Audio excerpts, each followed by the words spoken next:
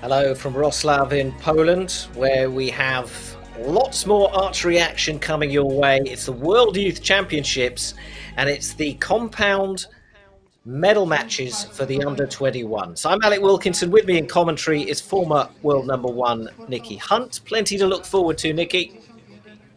Absolutely. We've got an afternoon of team, mixed team and individual matches here in Poland.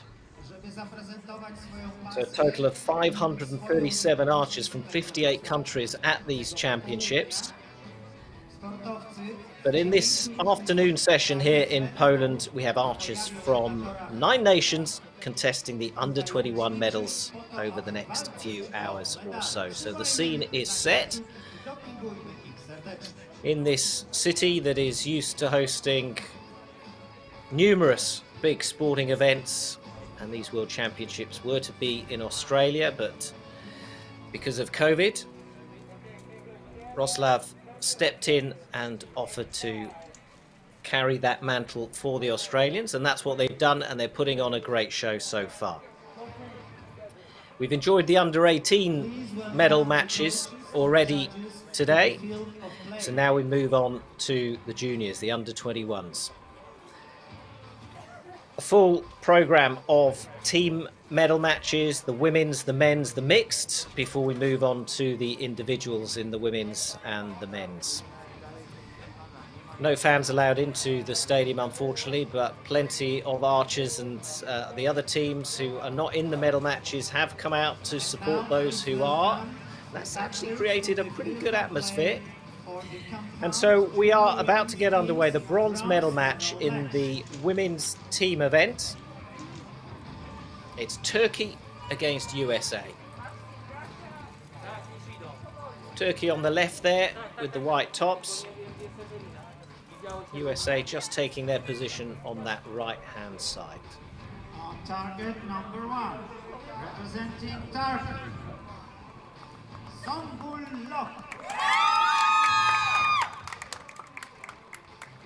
İpek Tomru, Guru Dikle Uzun,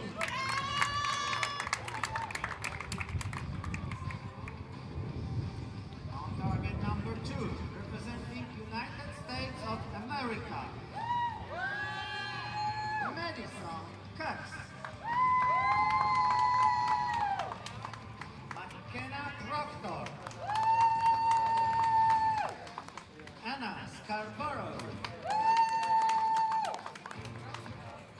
The line judge for this match is Rafi Zulfanov.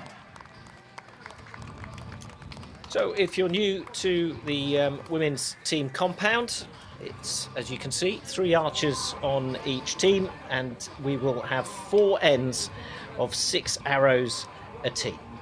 Target number 2 is shooting first.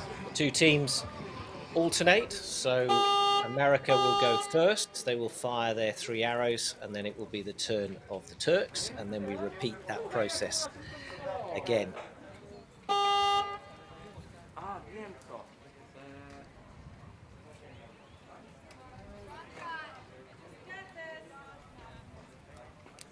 Well, in the under-18s earlier on in the day, the USA picking up 3 silver medals and a bronze. Can they go one better and pick up a gold in the under-21s?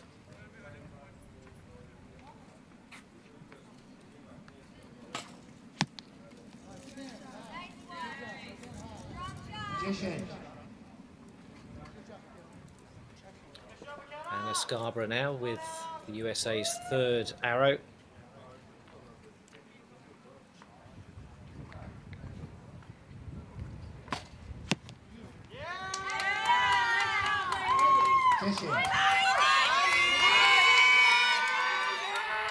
A good start for the 20-year-old, and now it's over to Turkey.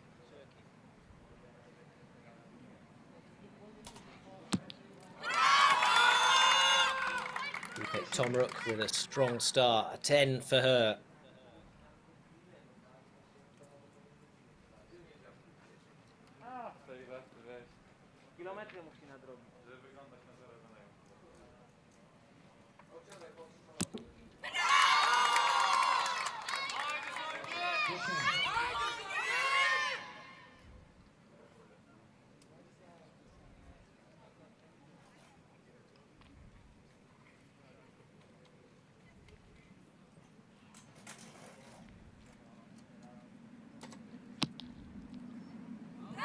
quite able to match her teammates' 10s.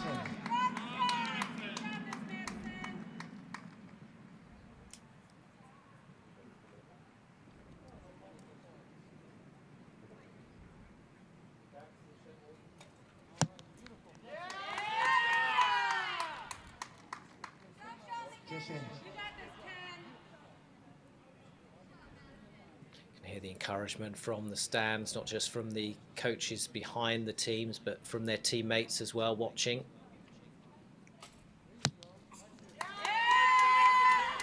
Good shot from Proctor.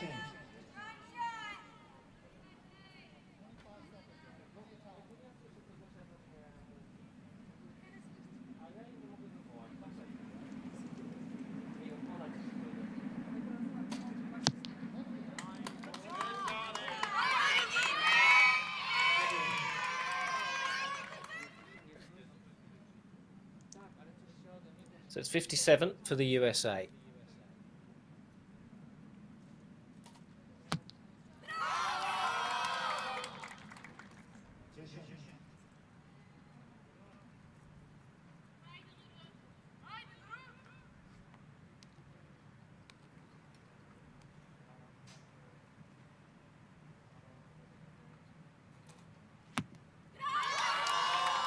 With another 10.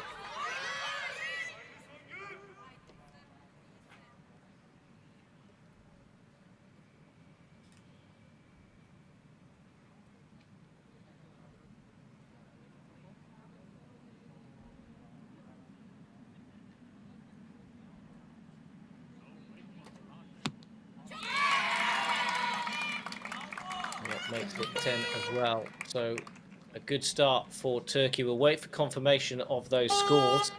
But your first early thoughts? Well, there's not much in it, is there? Both on 58 first end in, so I think it's going to be a tight match. What was interesting for me, the first archer of the USA came out with a quite a short, what would otherwise called a long rod. So you notice most of the archers shoot with a long rod with weights on the end, and that helps the archer stabilise the bow and aim well. That first archer coming out with a very short rod, we might see it on the replays now, you can see it now. That is usually called a wind bar. So if you're expecting the conditions to be quite windy, some people go with a shorter bar in the theory that you're not going to get blown around as much by that wind, so you put heavier weight closer to the bow instead. So quite interesting that they're thinking, you know, it's probably going to be quite windy out there and actually changing their equipment for that.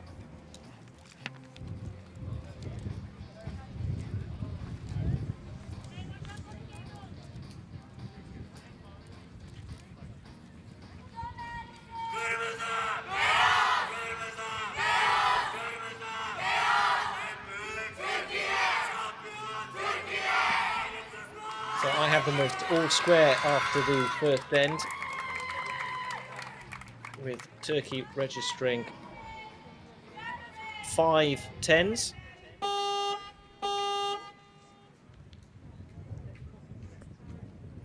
USA getting 4 and 2 9s. Turkey's 6th was an 8.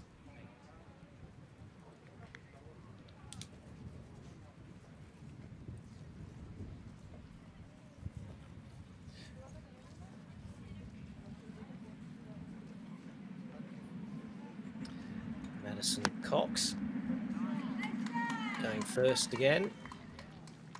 How do you decide the order of shooting? Yeah, so there's a few different ways you could decide. Quite often teams will put their strongest archer either out first or out last, because they tend to be the higher pressure positions to, you know, start a match off or even to finish it. But it also can be down to how quickly you can shoot and if you've got the ability to get an arrow away quickly at the end if need be. So yeah, a few factors to decide it.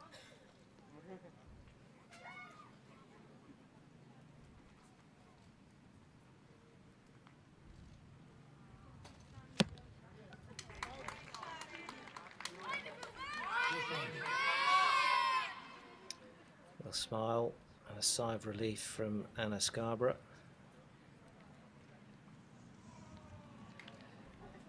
They pick Tomrook with a 10.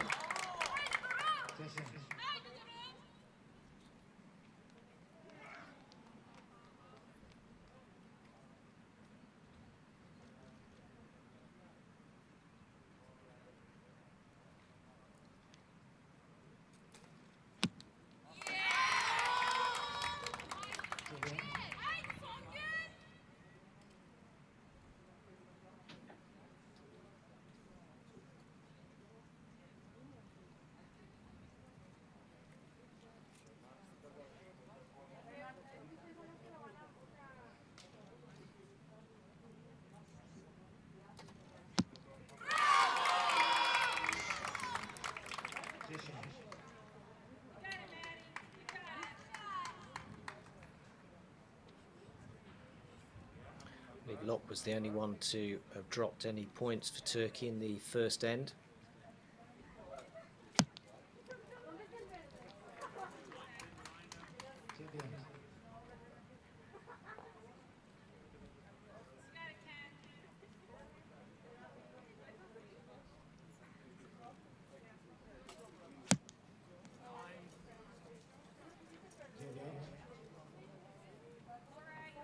Scarborough's turn again. She'll be also competing in the bronze medal match for the women's individual later in the day. But right now, her focus is on this match.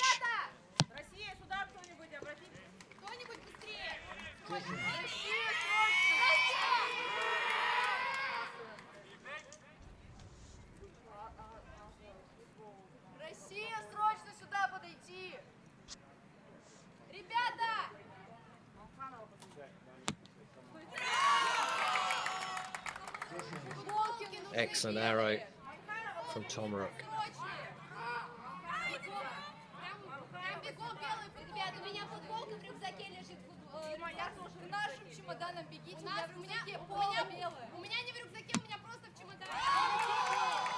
There's a lot of talking, isn't there, in the Turkish camp?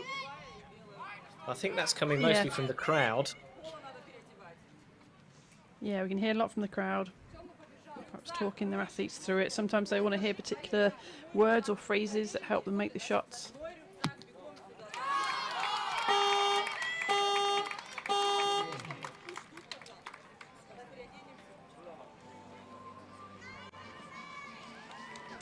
So once again, impossible to separate these two teams. X10-9, 10-9-9.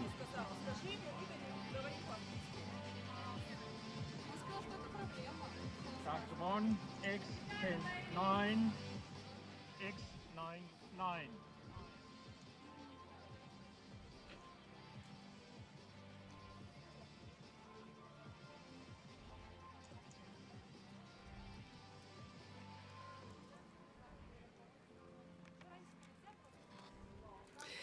Now, when it's so close, what is there anything the coaches can do to help their athletes? I think really just staying in the present, staying with your process. You know, the archers shouldn't be thinking about the score or if they're winning or losing. They've just got to stick to their job. You know, there's nothing you can do about the outcome right now. All you can focus on is what you're doing. So the coach's role there is really just to keep them calm, keep them happy, try and make them laugh, you know, try and relax between the ends, because you can't keep focused all that time. So they're just there to support you in the best way they can. This sport all about processes. You know, you develop them through training, through many hours of training and practice. And the important thing then is once you've got it where you want it, to keep it as it is. So you're not going to see, and I'm asking Nikki, we're not going to see anything that is kind of radically different from any of these archers from what we would expect to see in training or in any other match.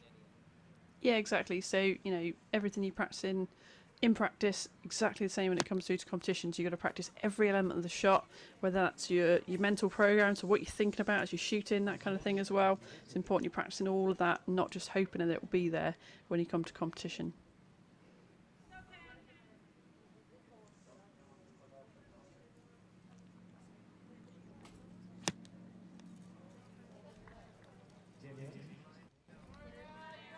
So an 8 and a 9 for the USA.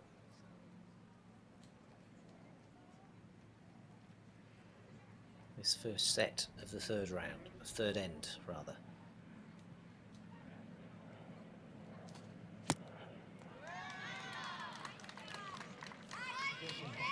Scarborough brings up their score with a 10.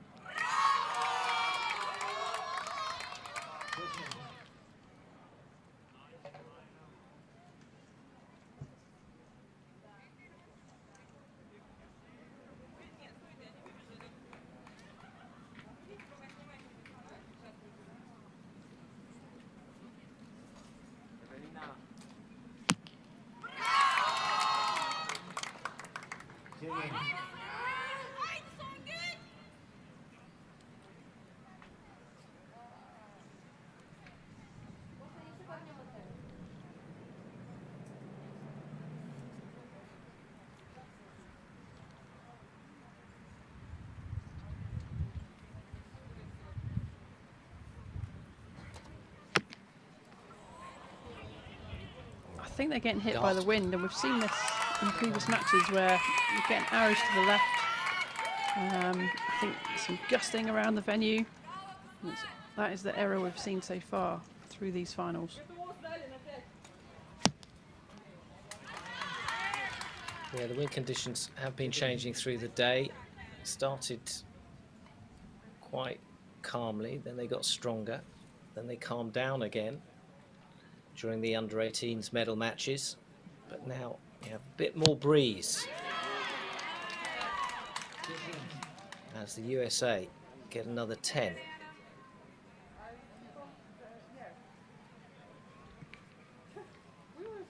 Scarborough, one of her 3 medal matches of the day.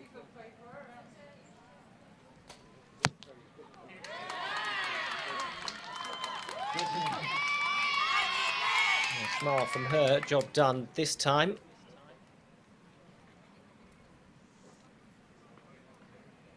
And İpek Tomruk here of Turkey. She will face Anna Scarborough in the mixed team bronze medal match later on.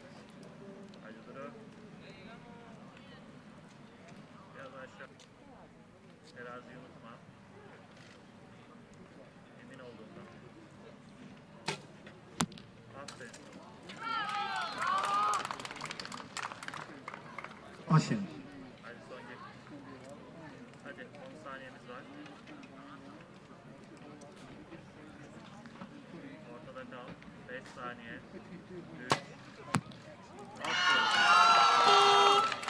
3. Good way to finish their third end.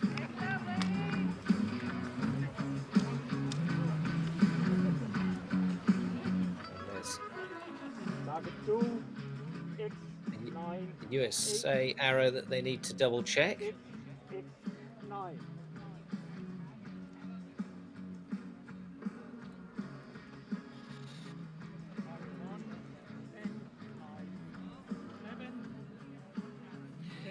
So a really good third end for the USA, and they've sneaked ahead of the Turks in this bronze medal match now. And we'll just wait for confirmation of the scores before we work out what their advantage is going into the final end.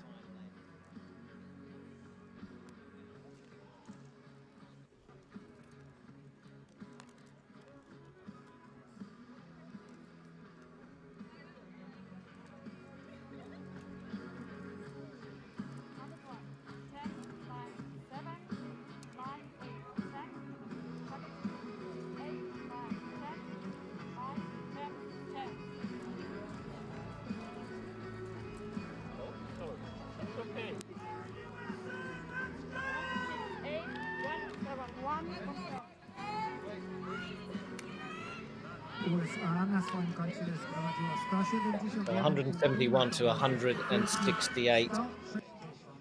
So they've gone from being all even to the USA edging forwards, a 3-point lead with 6 arrows left per team.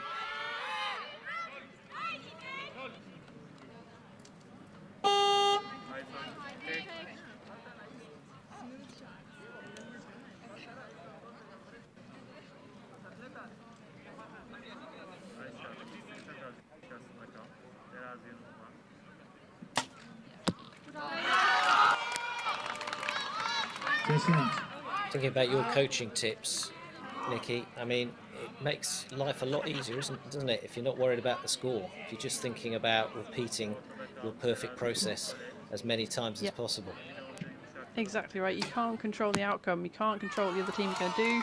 You can't control if you're going to get hit by a load of wind. All you can do is stick to you and stick to your process. So, you know, it's you and the target. That never changes in competition or practice.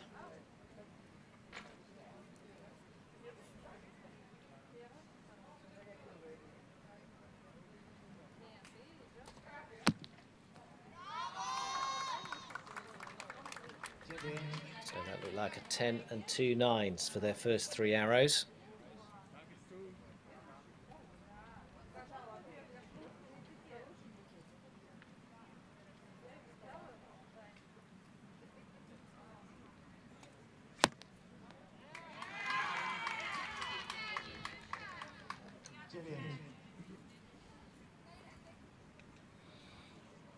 Kenna Proctor. 3 9s and a 10 so far in this match for her.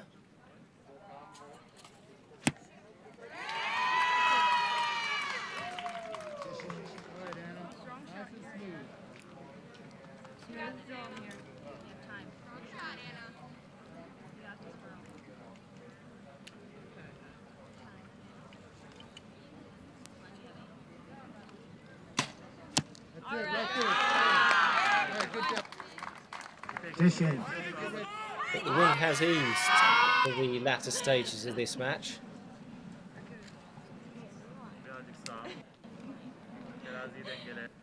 So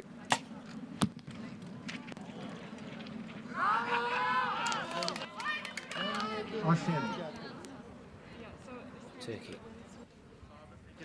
to get as many points as possible, and then it's just a case of sitting and waiting to see what the USA does.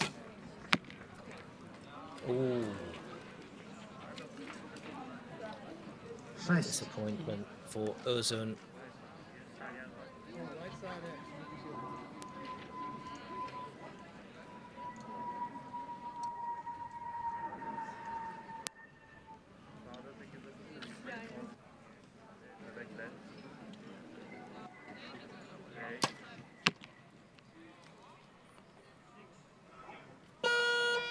And again, slightly left. So Yeah, a the total whole of team going over there. Yeah, total of 216. You're saying, Nikki? Yeah, the whole team going over there. Like the middle archer, you could see like this little movement before the bow went off, and I thought, well, that's not probably going to hit the middle, but couldn't see much wrong with the last one. So whether they are getting hit by a little bit of wind or over aiming off, the flags look pretty still, don't they?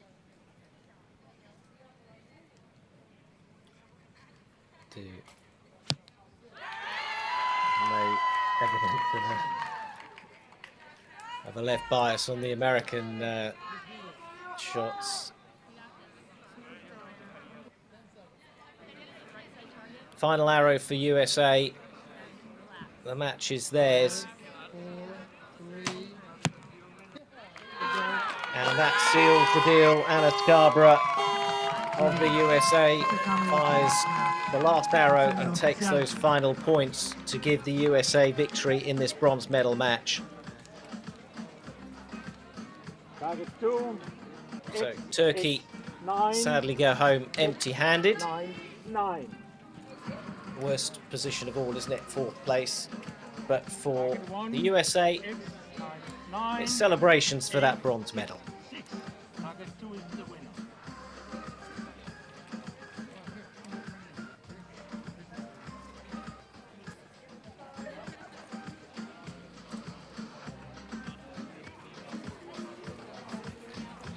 And in the end, Nikki, it was a convincing victory, wasn't it? 2-1-6 against 2-2-8. And really those last 3 arrows that the Turks fired were really... well, they were undoubtedly their worst of the match. Yeah, just too many flyers for Turkey. you know, the USA keeping everything, really the gold there, that 1-8 just outside that went to the measure, but I think was called out still. But yeah, much more consistency from the Americans, and you know, a well fought match. Brąz dla Stanów Zjednoczonych.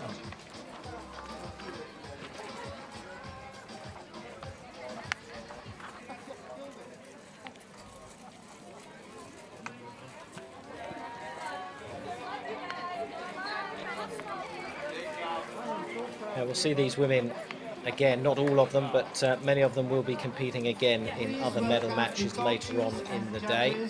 Still have the gold medal match, of course, in the women's team event, but then we've got the men's team, we've got the mixed team, and we've got the individual competitions to conclude as well.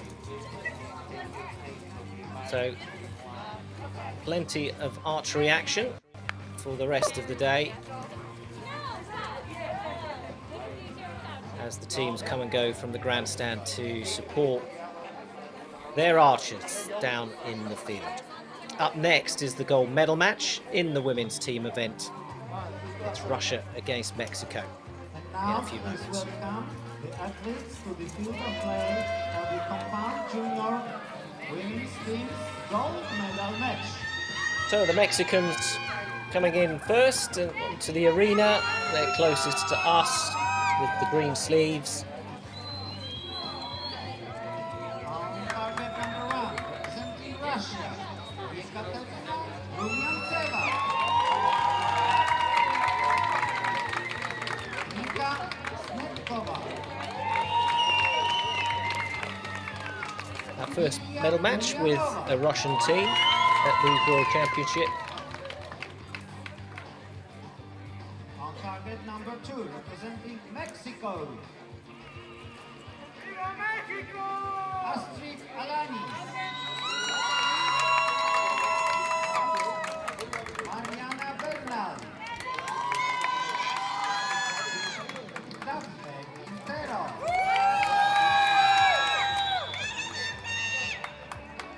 The line judge for this match is Ryan Fox.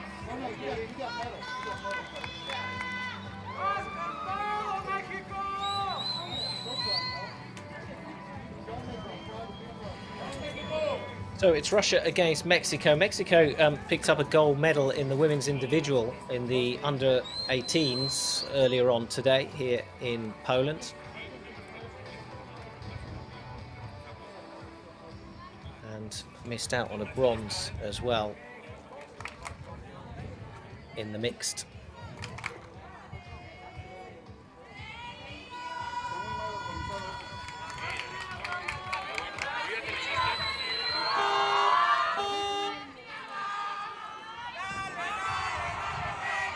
Beniki, back to get underway this gold medal match. Obviously everyone's going to go home with a medal.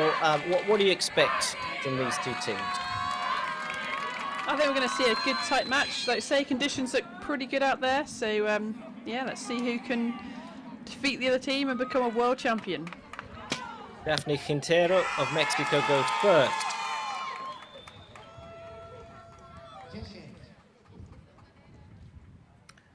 Astrid Alanis.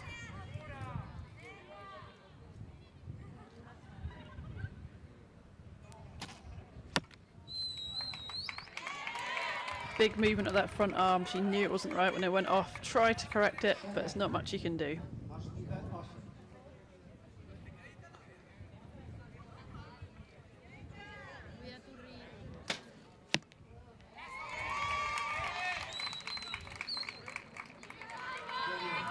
Two target faces, they can choose which one they fire at, Nikki. Yeah, as long as 3 arrows end up in each face, doesn't matter what order they go in at.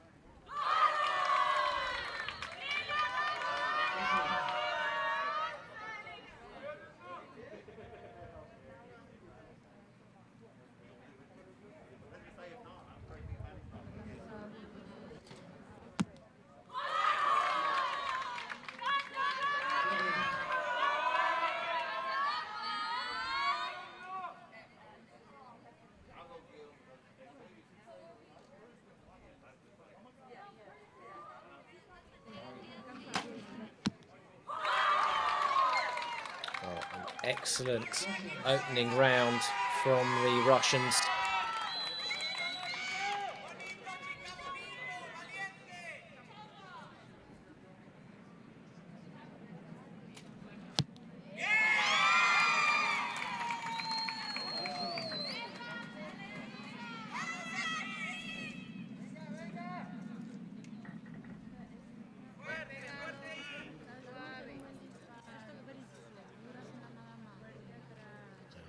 She was disappointed with her earlier shot. Not convinced by that one either.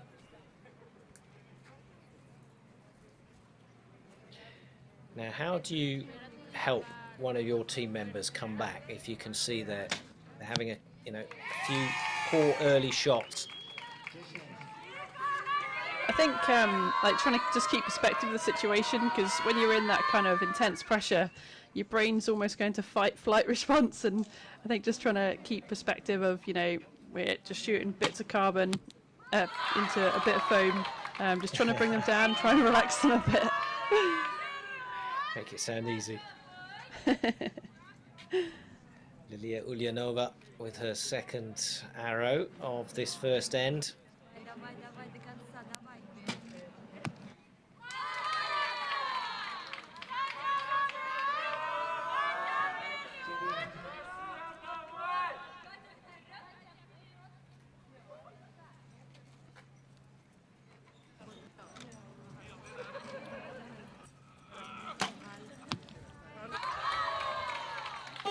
Another 9 for the Russians.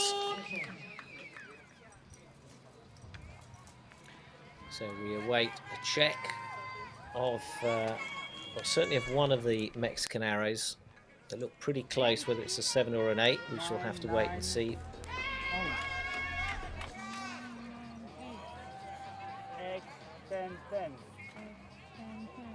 So Mexico on 54.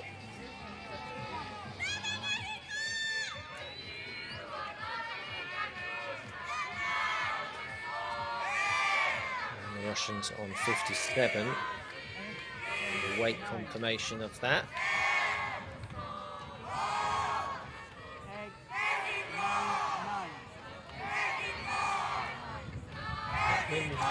Now blowing in sort of more from the left. And it looks like it's a bit stronger than it was. 8, 9, 10, 9, 10.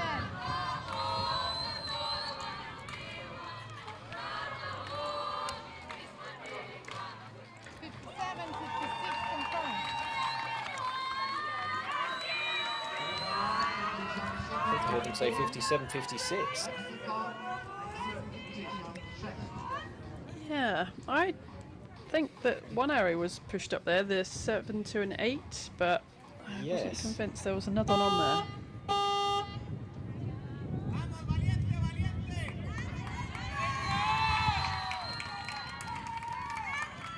Well, no matter what we think, there's 1 point in it after the first end. Russia with the slenderest of leads.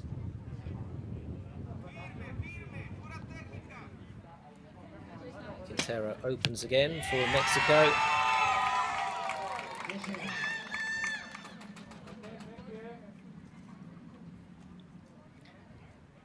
Now, let's have a look, see how Alanis shoots this.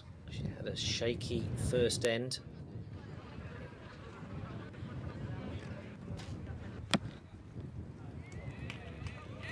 It's a 7.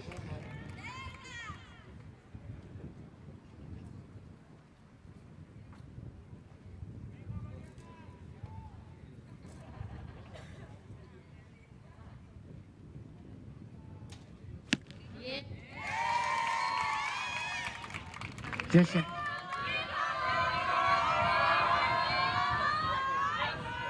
We were talking earlier about how you help a teammate that's maybe struggling. Well, getting a 10 straight after is the best way of doing that. As the Russians begin their second end with a 10.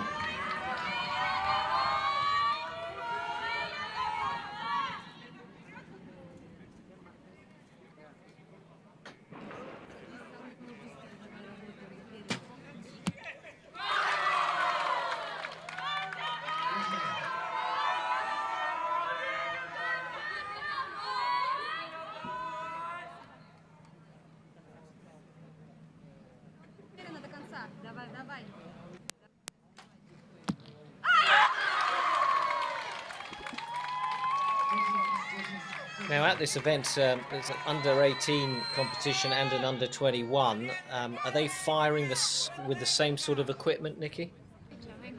Yeah, the equipment would be exactly the same. These are compound bows. Yeah, the only difference might be a little bit on how much they pull. So how heavy the bow is to pull back. Obviously, as we get a bit older through those categories, they might be able to pull back a little bit more. But the maximum for even a senior is 60 pounds.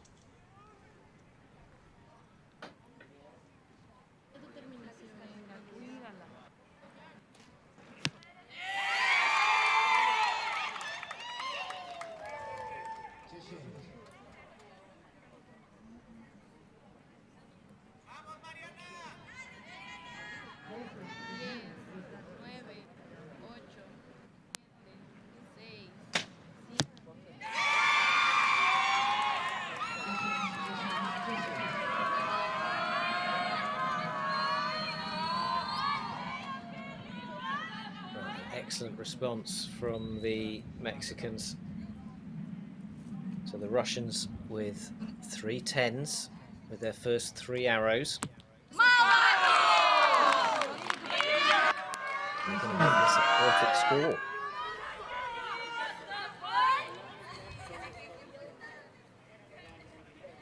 Can Ulyanova get another 10? Yes, she does.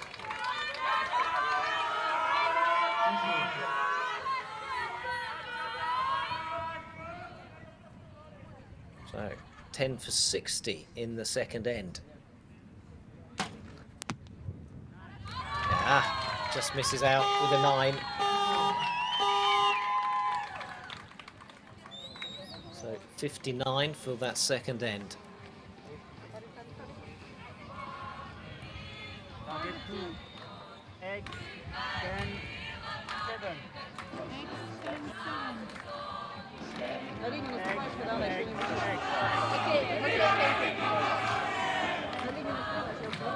Not sure what the discussion there was, but I don't know if it was around that scores from the first end, but I just looked back on what I'd written down. In the 5th arrow for the Mexicans, I'd written down a 9, but the scorer had written down an 8, so maybe it was just an error in the spotter.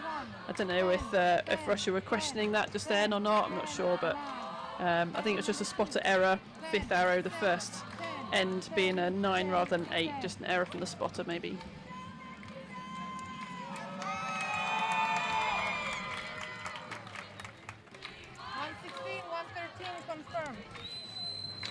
There we are, scores confirmed by the judge, and it is now a 3-point advantage to the Russian. I mean, a great second end from both teams, really. The Mexicans with 5 10s and then slipped up with that 7. The Russians with a perfect score.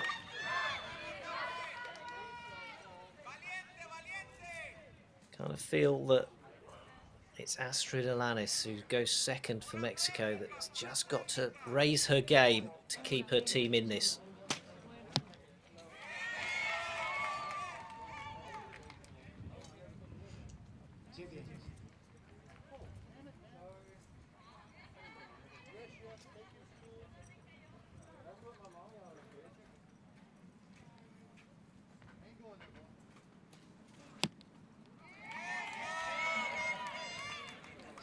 Well, that's her best arrow so far. It's a 9.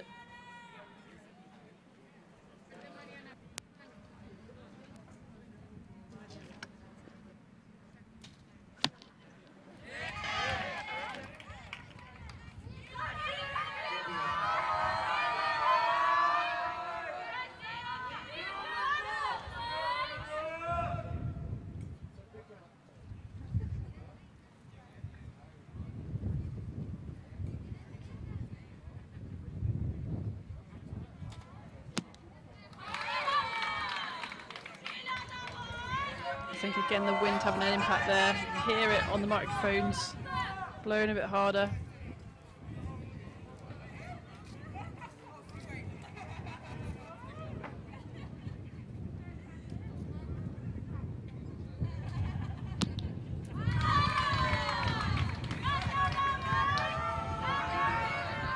that went right. The wind's blowing from left to right. I've seen so many arrows go left. I just wonder whether the archers are over aiming off left, and then you know, getting a left as a result. Perhaps told her team member don't aim off quite as much, so she went to the right 9.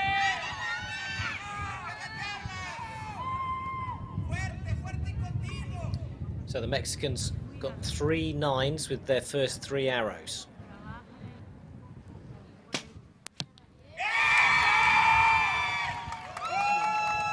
A 10 for Quintero.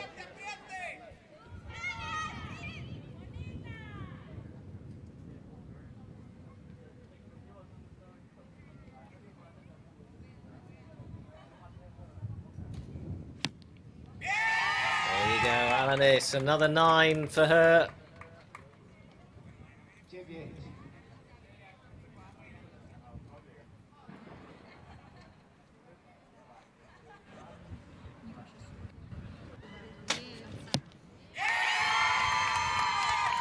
And a great way to finish their 3rd end for Mexico. 169 is what Russia are chasing.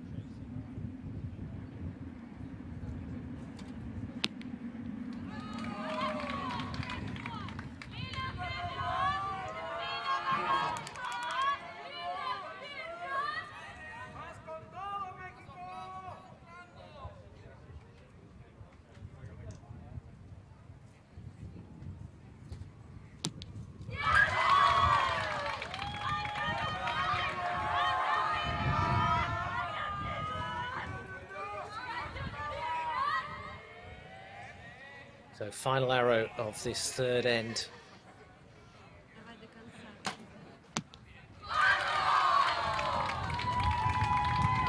It's an excellent arrow to 10. It's 171. So the Mexicans have closed that gap down a little bit. They've gained a point. Target number 2. 9, 9, 9. Yes, 9, 9. 8, 10, 9. 10, 9. I think the Mexicans will be a little bit relieved by that 3rd end. There was good consistency throughout their arrows. 10, 10, 9. Target number 1. 8, 9, 9, 9, 10, 10. Target number 2. 9, 9, 9. Going into this last end, they've just got to get as many 10s as possible. Really got to put the pressure on Russia now. You know, closing that gap, but 2 points still a deficit. So as much as they can put the pressure on the other team, the better. Well, it's all about who can hold their nerve. Can the Mexicans upset the Russians?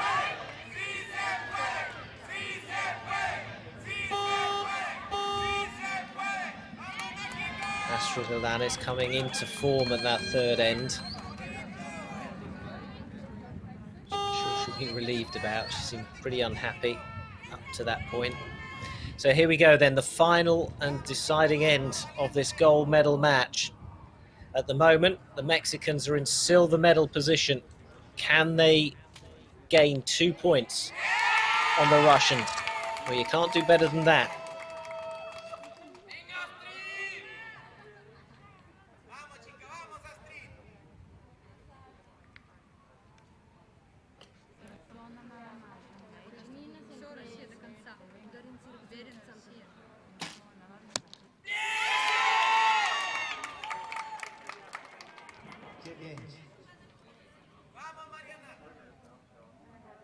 Nine and a 10. Mariana Bernal with a 10. 29 in their first 3 arrows.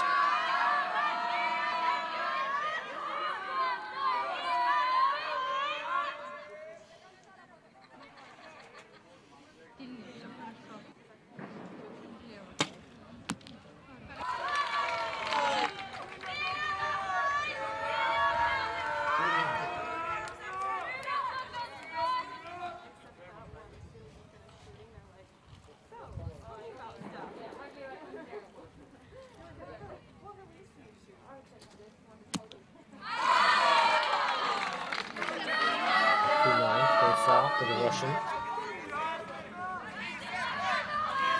A dropped point on the Mexicans.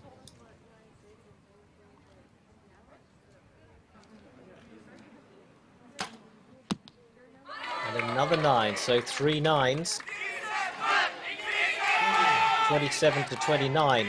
So the Mexicans within touching distance of beating the Russians.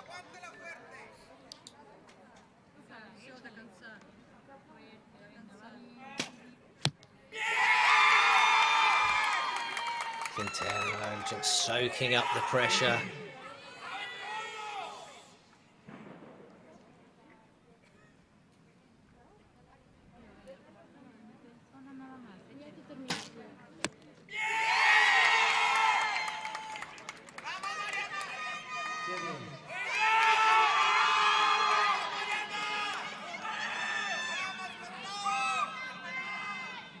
Final arrow for Mexico. And it's the 10. Well, barely do any more in this end, the Mexicans. 227 total. Russia's final 3 arrows.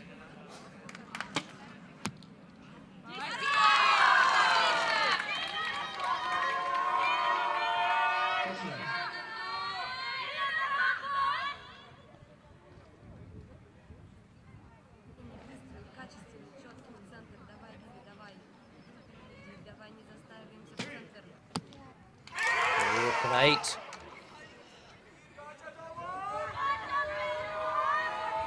And that has handed the medal to the Mexicans. So that has been an extraordinary comeback by Mexico as Russia plants a 10-2-2-6. And who would have thought that going into the final end? The Mexicans have done it. They held their nerve. They registered a 58 in that final end to take victory by a point from the Russians. Extraordinary stuff, Nikki. Well, they did exactly what I told them to. Shoot lots of 10s, put the pressure on, and yep, fifth arrow from Russia was a bit of a wide one. So yeah, you can really turn it around. Just never ever give up because you don't know what's going to happen. Great shooting from both teams, but well done to Mexico. Wow, what a performance from these women.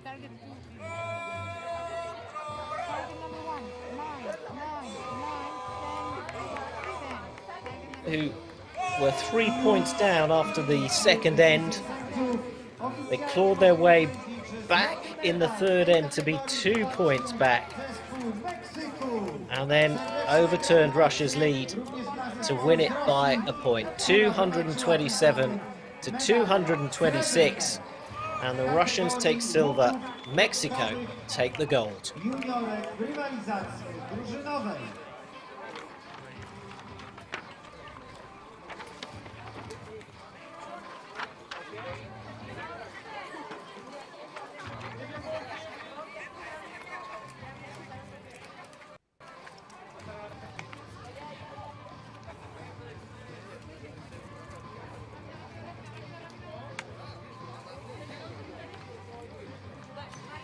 So yeah, just looking back at that last end, it was really their 5th arrow that was an 8 that let the Russians down.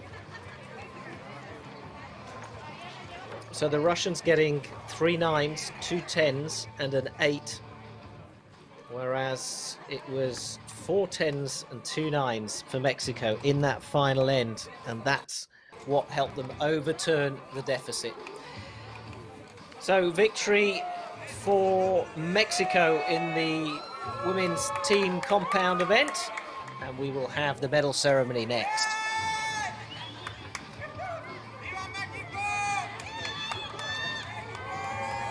Let's meet our winners though from Mexico, Quintero, Bernal and Alanis. Felicitaciones por esta nueva medalla. Quiero saber, Dafne, ¿cómo se sienten? La verdad estamos muy contentos con el resultado. Estuvimos trabajando mucho, cada quien en su estado, y pues estamos muy orgullosas de lo que logramos. Venían por debajo 2 puntos y en las últimas 6 flechas lograron ganar el partido. ¿Cómo lo lograron? Pues sí, fueron nervios todo el tiempo, yo creo que de las 3, pero apretamos y nosotras sabemos y estamos seguras que siempre nosotras cerramos fuerte, entonces siempre estuvimos como con esa confianza de que no, sí se puede y se puede recuperar, es hasta la última flecha y pues se pudo. Y por último, ¿cuál es la importancia de esta medalla para ustedes? Es muy grande porque el mundial pasado pues no habíamos pasado por esta medalla, entonces esto nos da como esa confianza de que México es un muy buen país, es una gran potencia para ganar esta medalla y pues bueno, ahí nos van a ver en un futuro, somos la futura generación. Muchas gracias y felicidades otra vez. They certainly do represent the future of Mexican archery. They said the country's got huge potential in the sport. And you've got to agree with, I think it was Quintero who said that they showed really great fighting spirit, and they did, didn't they?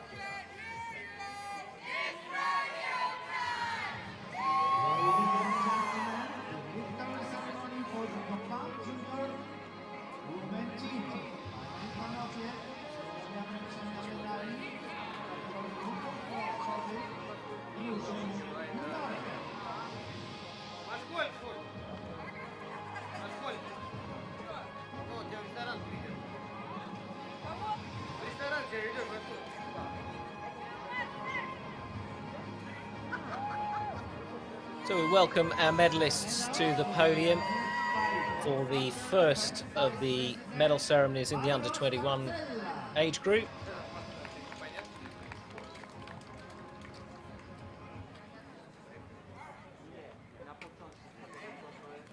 Bronze medal, medal brązowy, United States of America. USA, who won the event in 2019 at the last Worlds, take the bronze medal this time. Anna Scarborough, McKenna Proctor, and Eddie Zoe Cox.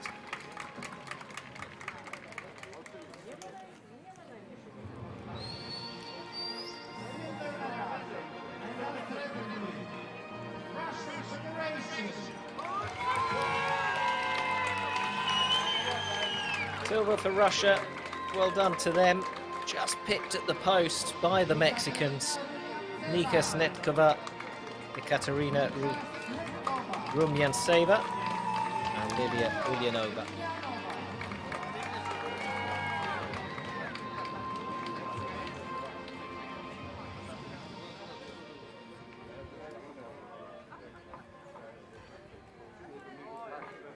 Gold medal, silver medal, Mexico.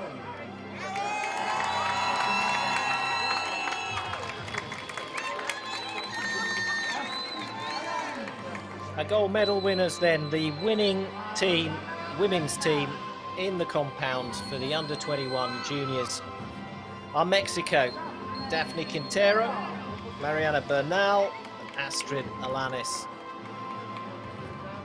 Putting on a real fight all the way to the end to take that match against the Russians. Terrific performance from them. Showed steely determination.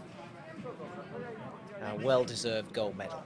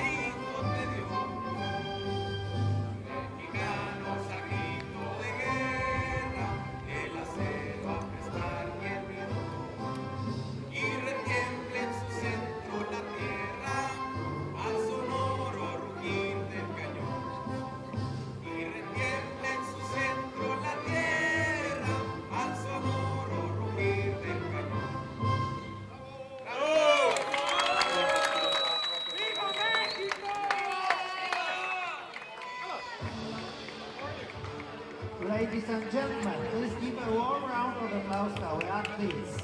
Panie i panowie, proszę o gorące brawa dla naszych sportowców. Thank you very much. Dziękuję bardzo.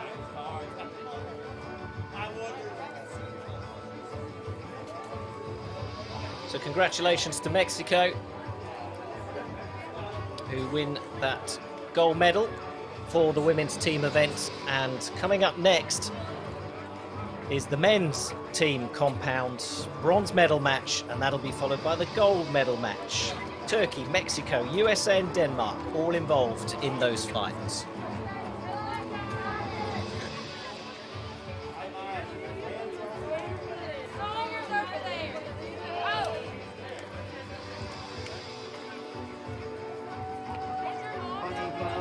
Za chwilę odbędzie się mecz o brązowy medal w łukach loczkowych drużyn juniorów.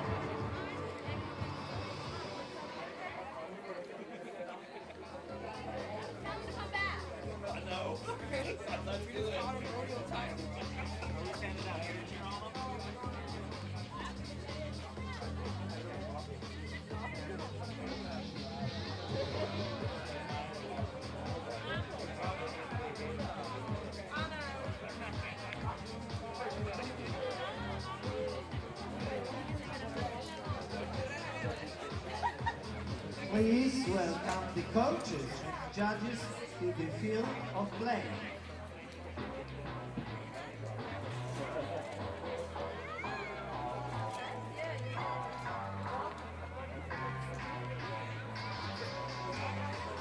Time to get the men's team gold and bronze medal matches underway. We start with the bronze medal match, as you'd expect, and it's USA against Denmark. Just beginning to call out the teams. So it's USA on that far side against the Danes in the red shirts.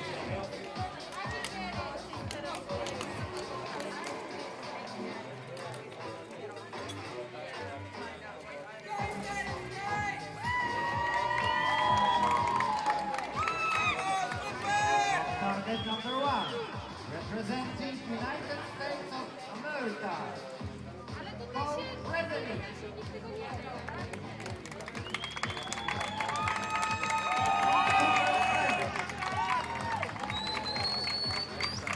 Matthew Russell.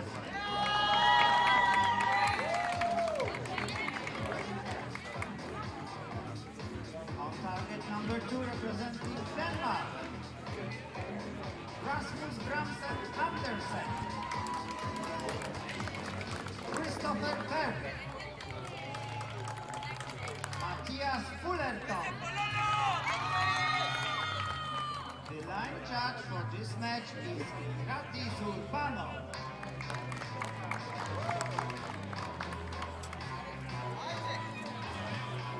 So, Cole Frederick, Matthew Russell and Cooper French representing the USA. We've got Matthias Fullerton, Christopher Berg and Rasmus Bromsen Andersen representing Denmark.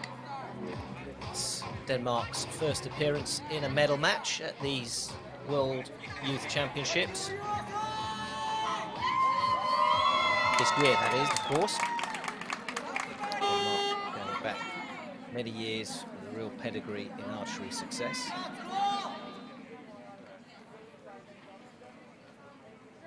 And so Cole Frederick will get us underway for the USA.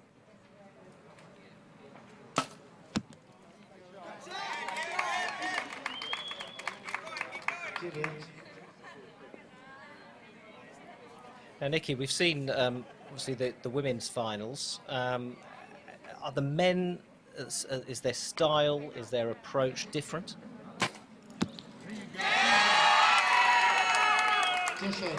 I wouldn't have said so, really. I guess, you know, the guys are generally stronger, they can pull a little bit more poundage, they can put a little bit more weight on the bow as well and handle it. So usually guys shoot a little bit better than the girls, but that gap's closing. But in style, should be pretty similar. Same equipment? Yeah, same equipment. And as I say, it might be slightly heavier poundage and physical weight, but otherwise exactly the same.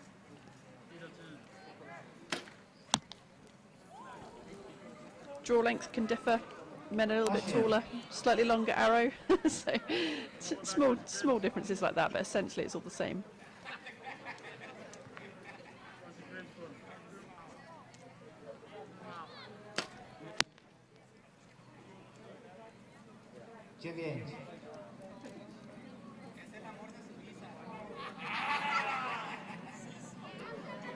Mathias Fullerton, in Denmark's third.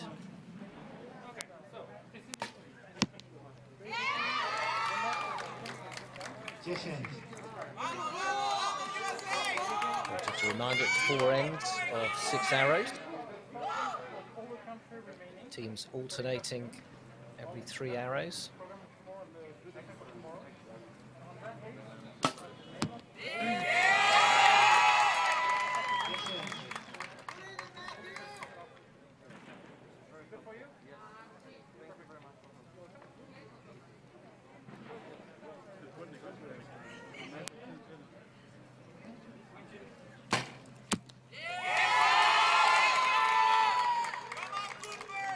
Two 10s.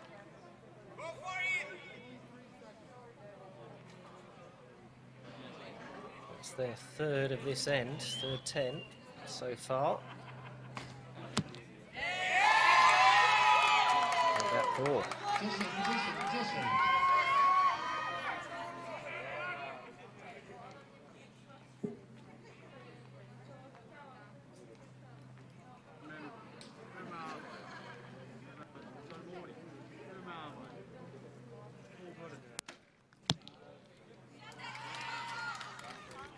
Nice shot this time from Christopher Berg.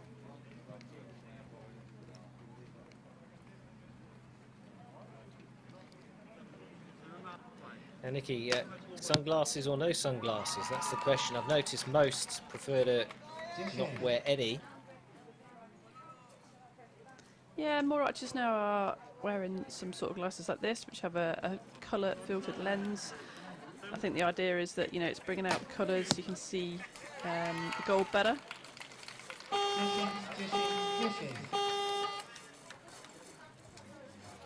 Also helps in really sunny conditions as well. You don't want to be kind of squinting or struggling to see due to the sun, so I don't think the sun's too bad in their eyes today.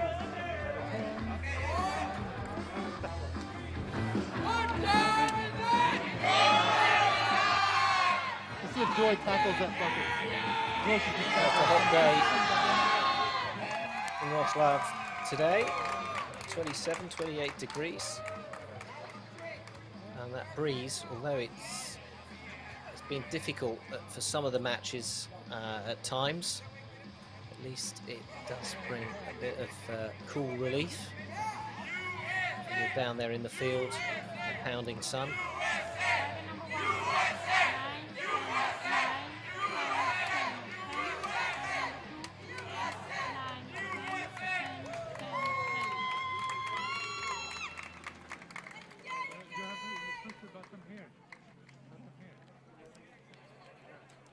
So a point in it then. Target number 1.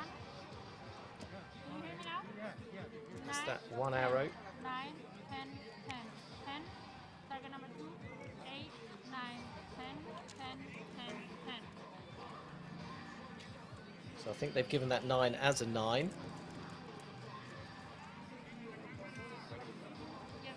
Yep. So 58-57 after the first end, just the 1 point in it between the two teams.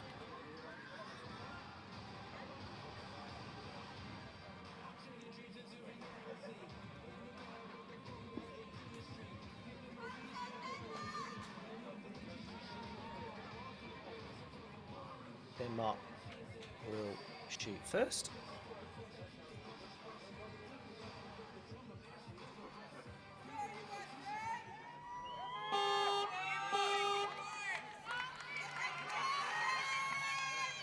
Christopher Berg to get their second end underway.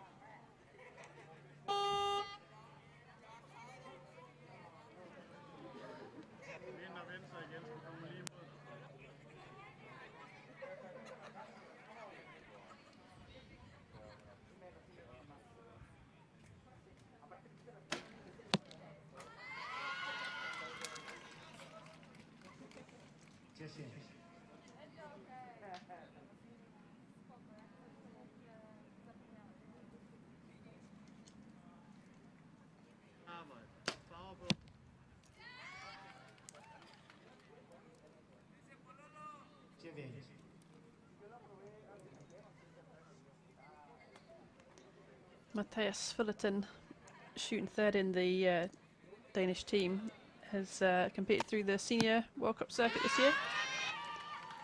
He picked up a individual silver at the European Champs and also helped his team to gold in a World Cup leg.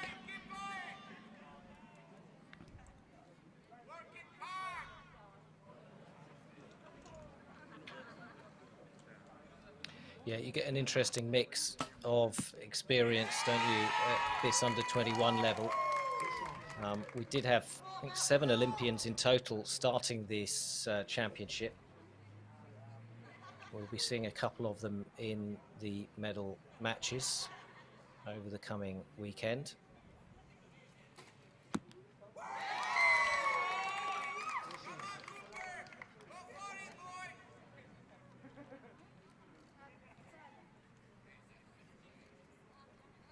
Cooper French, USA's third arrow.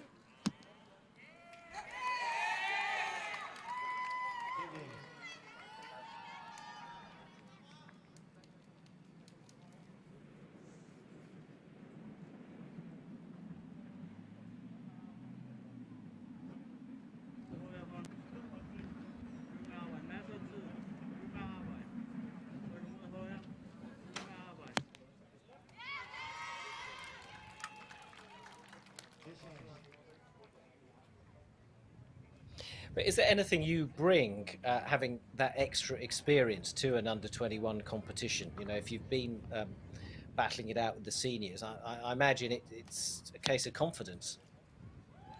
Yeah, I think the more you do it, the more comfortable you come in that situation. You know, this is your first finals, it's a big event, cameras, you know, flying around that you're not used to, big screen, those sorts of things. So the more you can be in that environment, the easier it becomes, the more comfortable you become.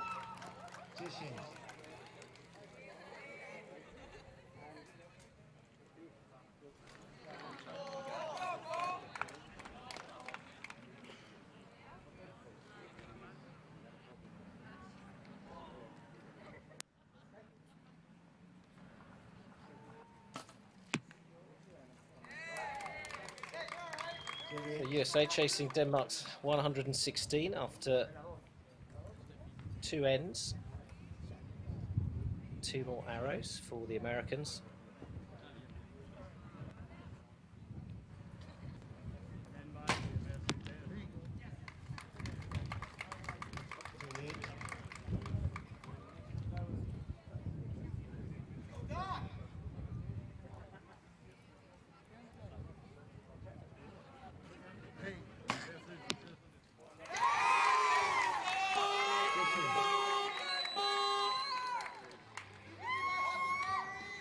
So it needs confirmation, but all square as things stand after 2 ends. So the Danes making up a point.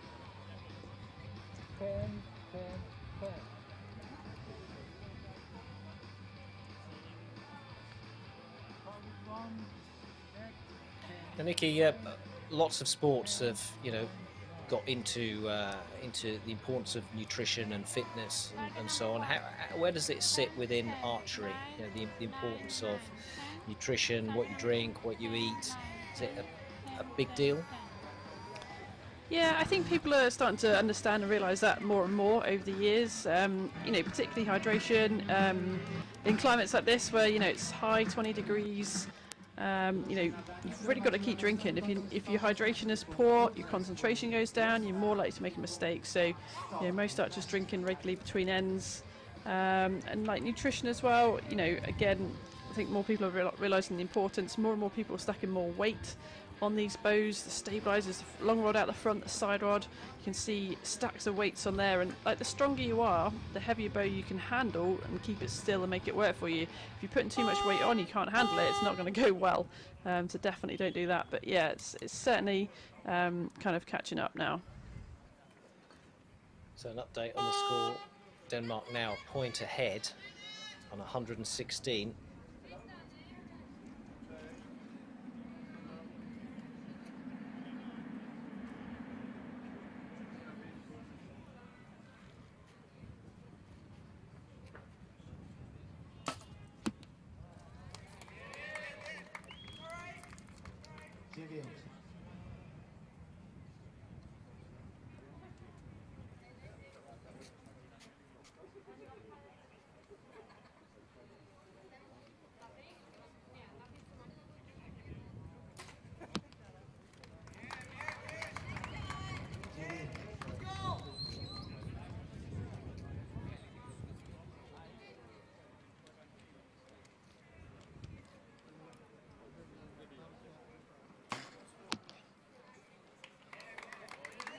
Three nines then for the USA. Start of this end three.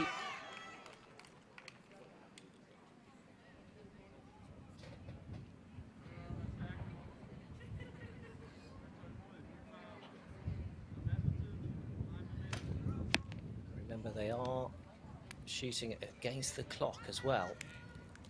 It's 2 minutes per team per end.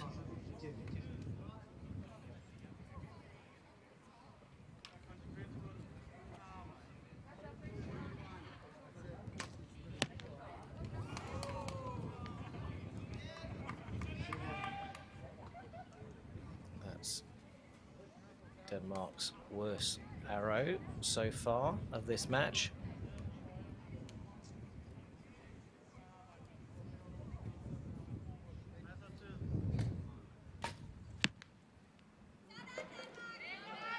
Yeah, we can hear the wind again, can't we, on the microphones, and I think that's just come up over the last couple of minutes again, making conditions a bit more variable. So the USA actually three nines, I should say, with their first three arrows. Cole Frederick with their fourth, and it's a 10.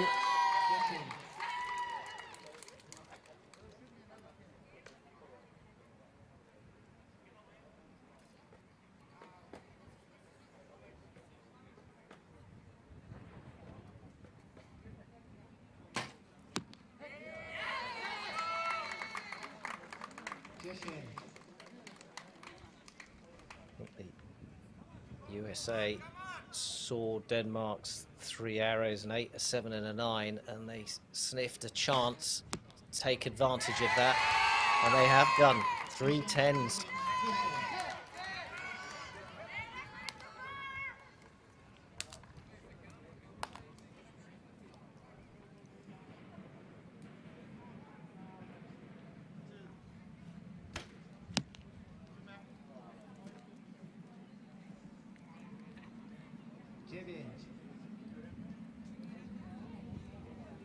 There you go, Nick. As you said, the windsock confirming the wind is getting up slightly. Maybe that is what affected the Danes, but they're recovering. A couple of 9s.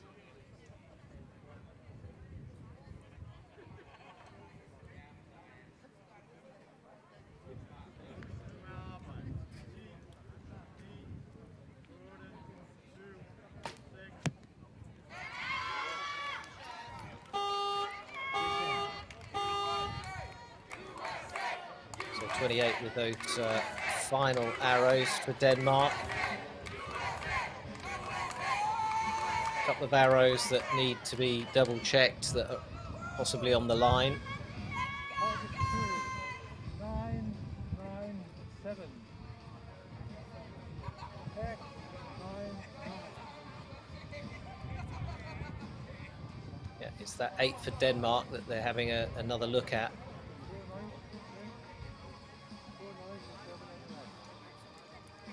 But America, what a great third end that was. 3 9s, 3 10s. Total of 57. Yeah, I thought the Americans had kind of dropped the ball, you know, those 3 9s, and I thought that was a real chance for Denmark to pull a couple more points here, but I think the conditions just changed, you know, for both teams, and moving things around a little bit more, and then America came back strong with their last 3, so taking a good lead now.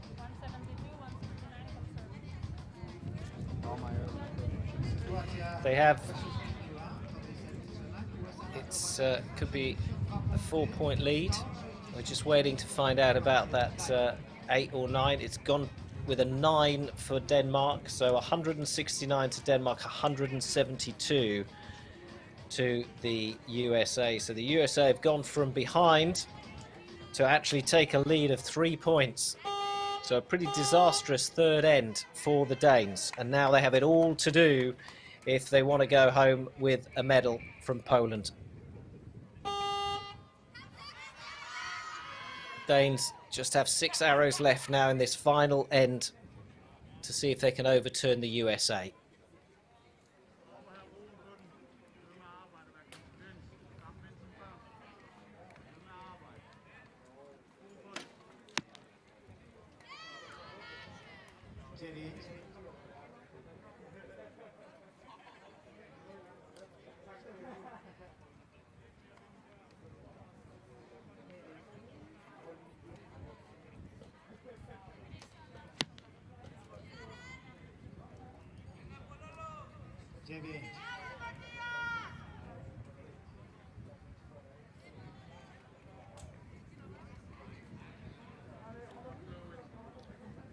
Fullerton with their third arrow, and to 10.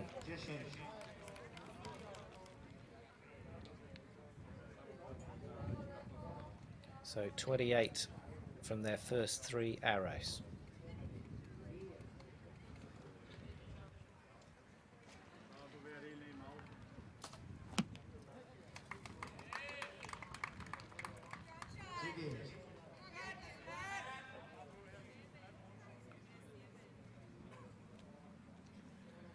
USA chasing that Danish total of 197, 2 arrows left.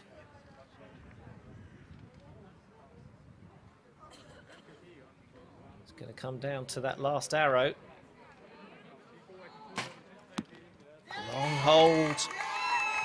I think it was a 10.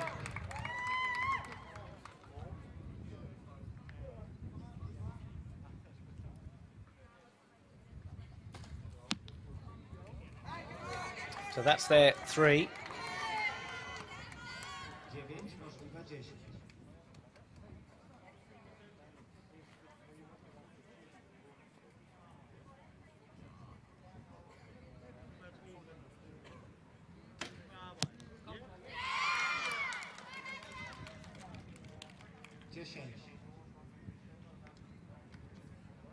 So the Danes still with that 3-point deficit.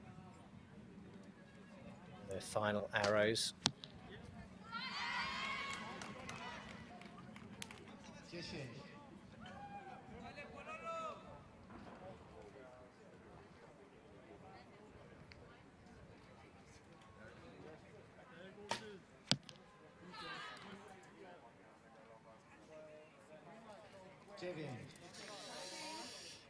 Well, he obviously wasn't happy with that final shot, giving them a total of 226. And the USA now really do have their final 3 arrows. And it's a 9.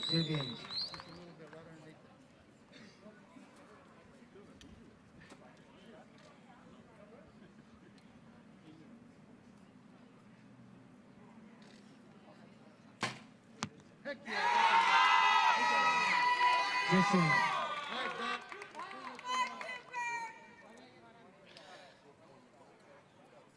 So 7 points between them, and 8 will win this. And that's it, that's done it. The Americans take the bronze from the Danes with 228 total. Those scores obviously to be confirmed, but the bronze medal goes to Frederick, Russell and French of the USA.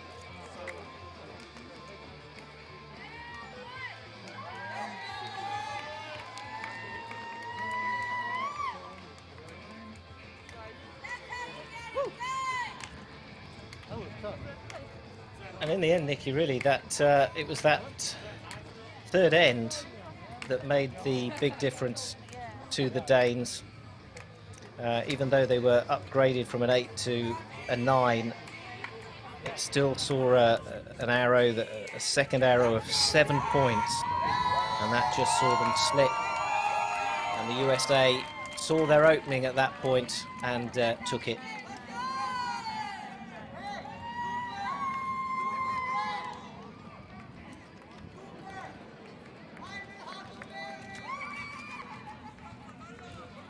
Panie i Panowie, teraz już informacja oficjalna. Zespół Stanów Zjednoczonych zdobywcą brązowego medalu w konkurencji łuków roczkowych drużyn juniorów. So a steady performance, I'd say, from the USA to secure that bronze medal. They're second in the team competition. They won bronze in the women's, now they've taken bronze in the men's as well, and we'll see some of those archers later on in other medal matches as well. So it's bronze for the USA. Coming up next, it's the gold medal match between Turkey and Mexico.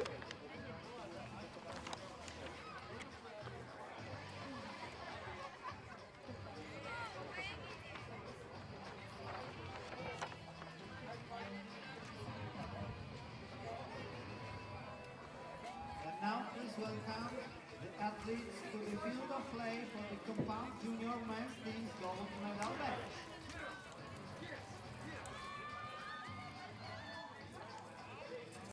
¡Viva México! On target number 1.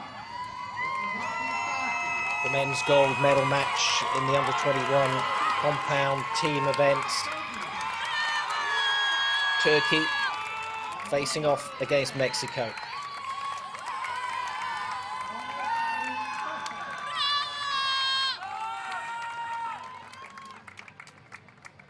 on target number 2 representing Mexico. Sebastian Garcia. Luis Enrique Lezama Soto. Rodrigo Olvera. The line judge for this match is Ryan Potts.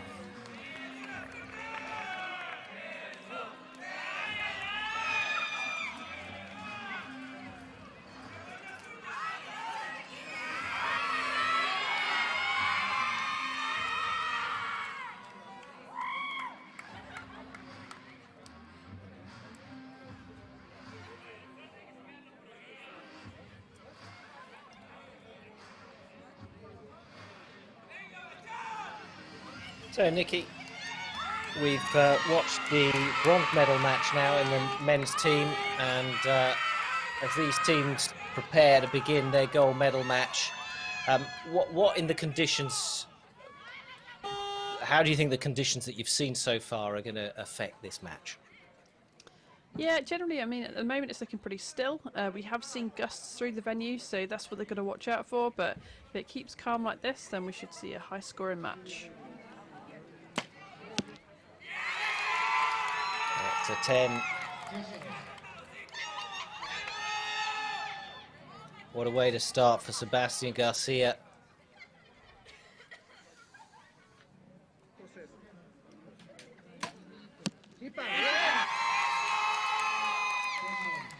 Mexico looking on form.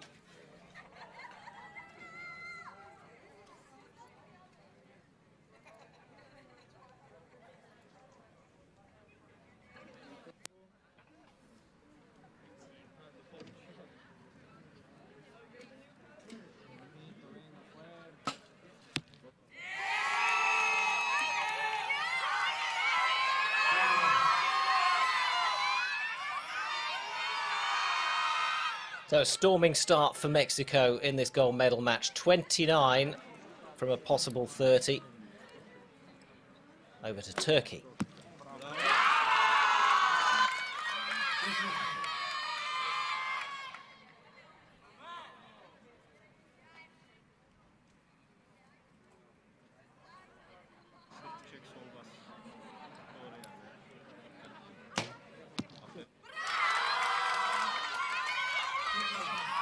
Double 10.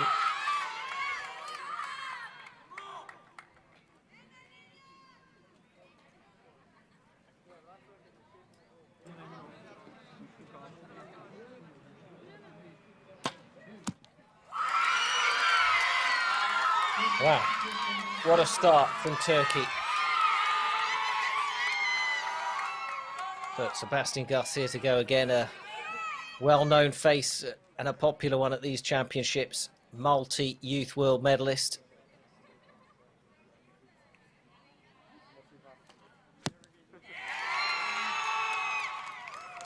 And it's another 10 from him.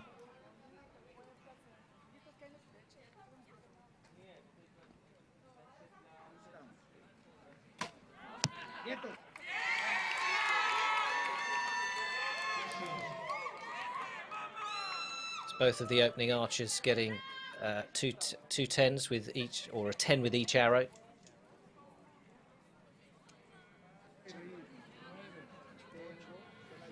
Oliveira here.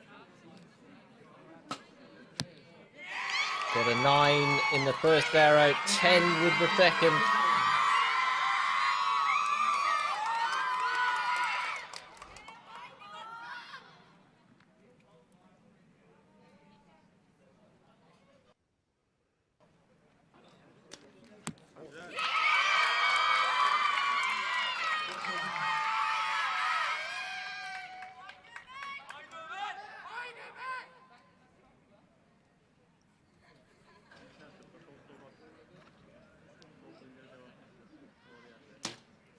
Koza.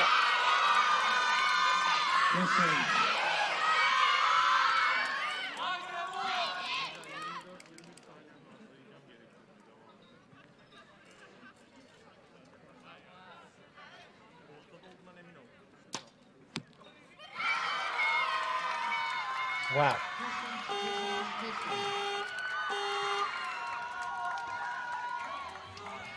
Well, Nikki, you're predicting high scores. We've certainly got them, haven't we? Storming Absolutely. start to this gold medal match. Yeah, great shooting from both teams. Like I say, pretty good conditions out there, so no reason why they can't both go out and shoot lots and lots of 10s. And I think we've got a really exciting match in our hands.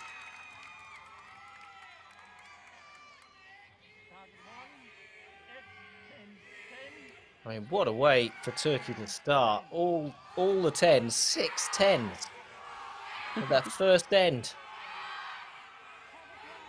Just 1 point dropped between those two teams.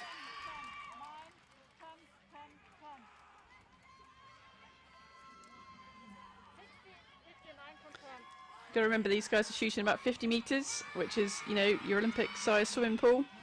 And that 10 is probably like the size of your coffee cup, that kind of thing. So this is just really accurate shooting. Yeah, and add the wind as a factor as well, which at the moment seems to have calmed a bit. Definitely, conditions looking good.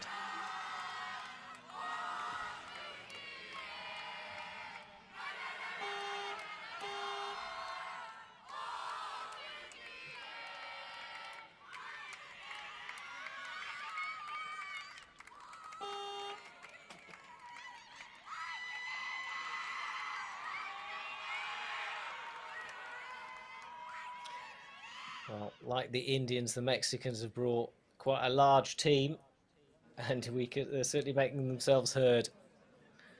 Second end. Garcia goes first again.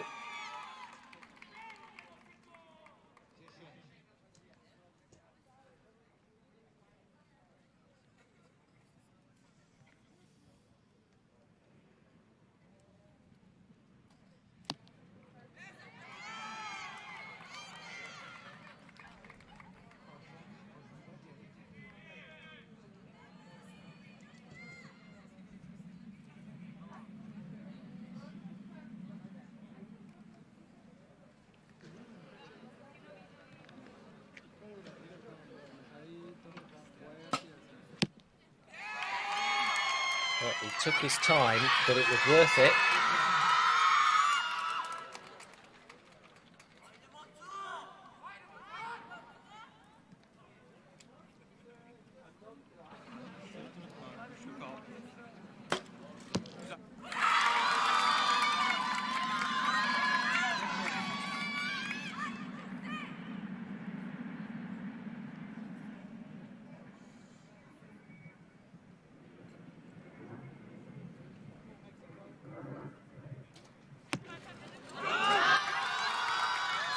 Big movement over. He knew it was going to go left. Tried to make an impact to it, but they just go so quick. There's not much you can do. Yeah. Instantly wound up. His coach just saying, "Don't worry, just calm down."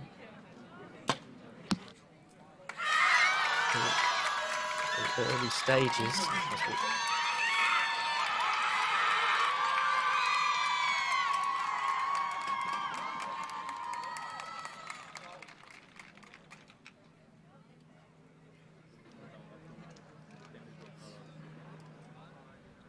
Won 2 golds at the last Youth World with shots like that.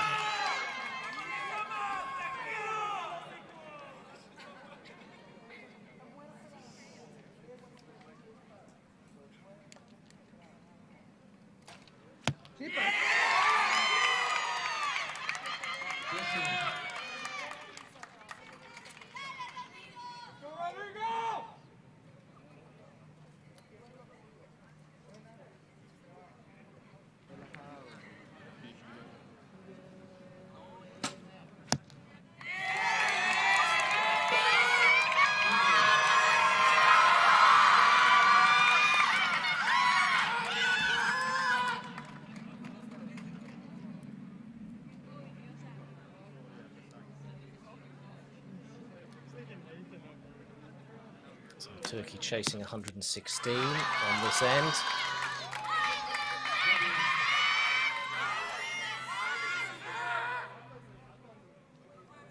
Mexico registering 57 on N2.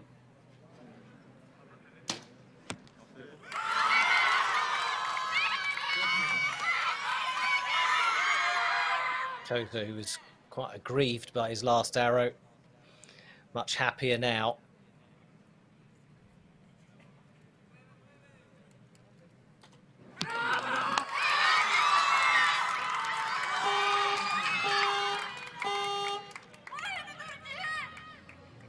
So as things stand, it's all square, but there's at least one arrow there on the Mexican side that needs double checking.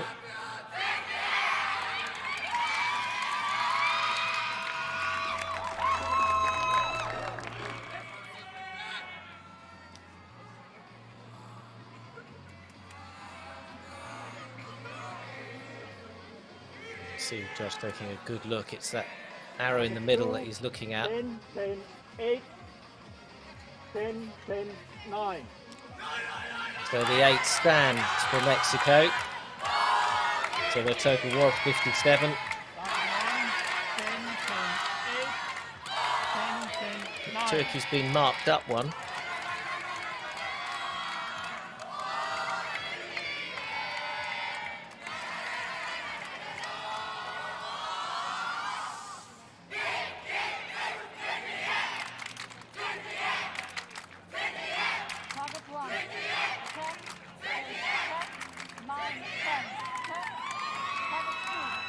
We're watching a couple of the powerhouses of world archery, aren't we, Nikki, in Mexico and Turkey?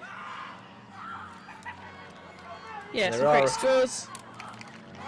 Yeah, so 117 then, so Turkey are just ahead at the halfway point.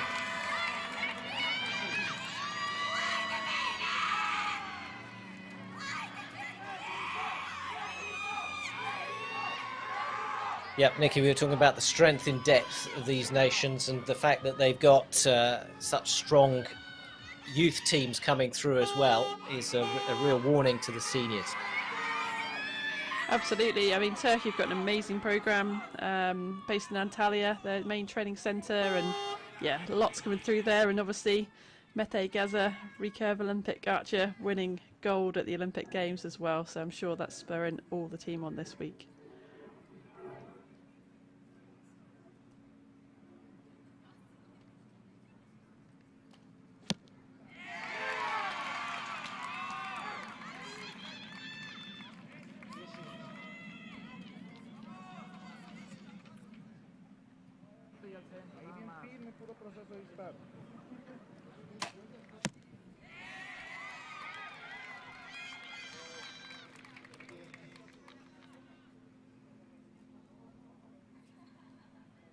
Tiempo para trabajar en esta flecha. Zona. Zona fuerte. Fuerte el izquierdo. Ahí lo mantén nada más.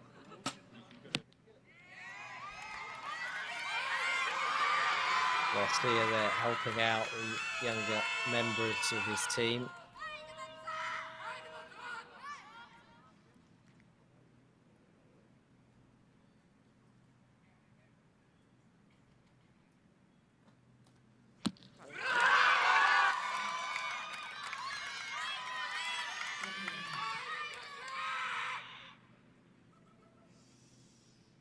I think Akoglu, who, just checking his scores, he's managed a 10 in all but one shot so far in this match.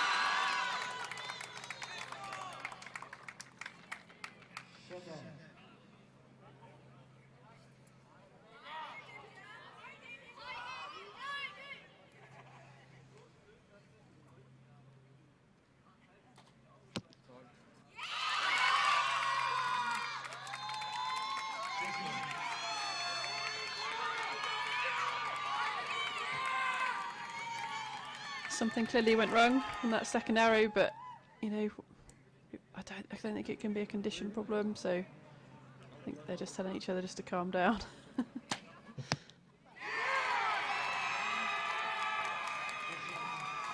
And it's not easy to stay calm, is it? Because there's a real atmosphere. Yeah. The other teams in the grandstand are really building up the pressure. There's a lot of excitement. Yeah, I think it's the Mexican team. A lot of noise. You know, that's their culture. That's their passion. Lots of noise, and you know, it's obviously working for them, but might be putting more pressure on the Turkish.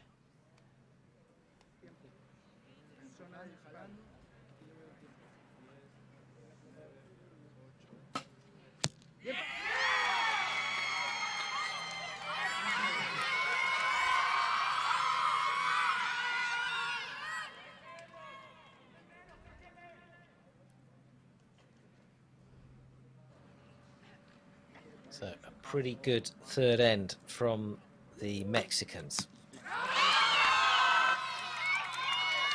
Another 10 from that man.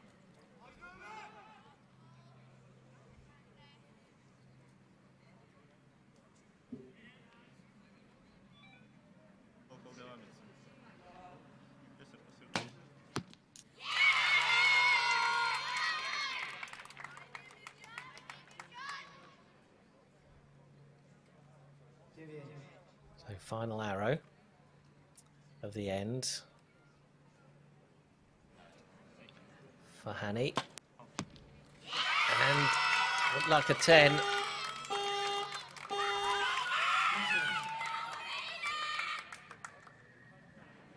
So Mexico putting 56 on the board in that third end. 55 for Turkey. But there's a Turkish arrow that needs to be double checked.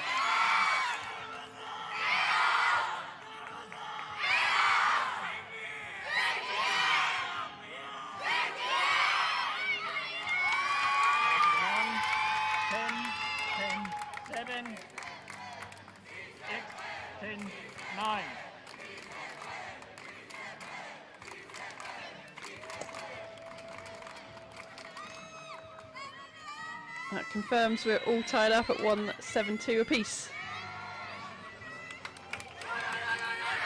Wow, well, when we saw the speed and accuracy of the shooting in the very first end, we did say, wow, this is going to be high scoring, this is going to be high pressure stuff. And so here we are now, just about to start the final end with all points square.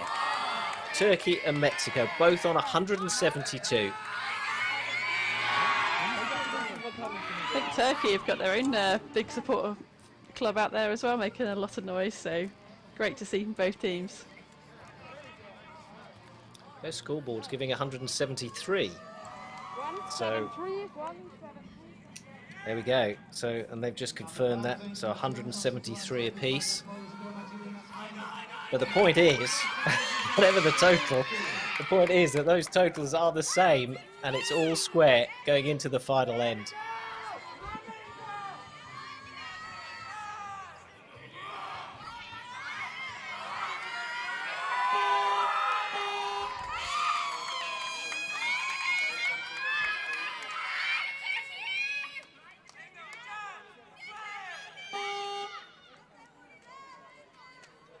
Hugely experienced Sebastian Garcia here.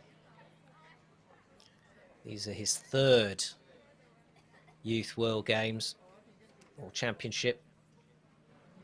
He's going for his fourth medal, and it's a 9.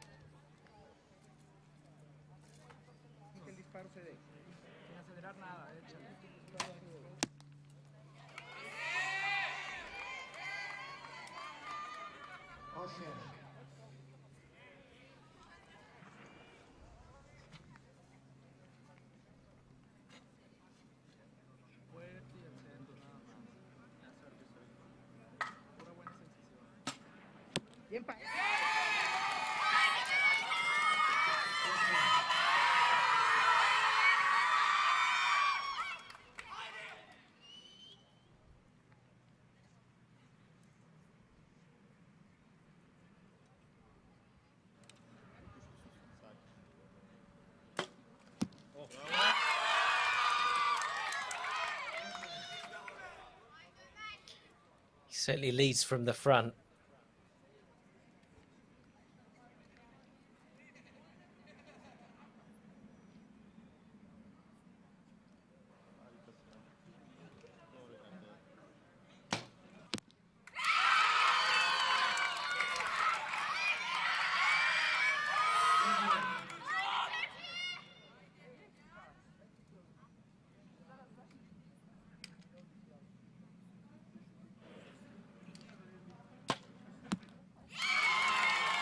Another good shot from the Turks.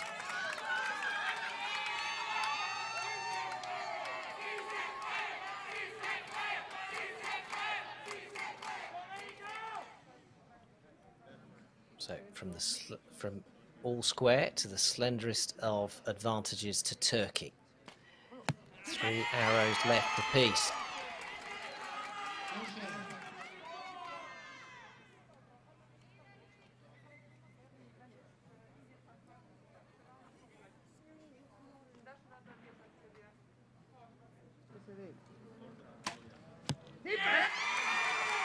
And another 10 from Lazama.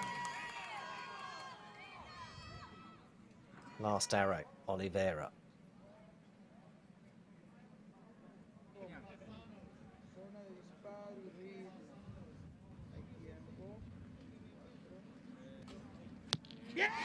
And it's a 10, 3 10s, 230, 240.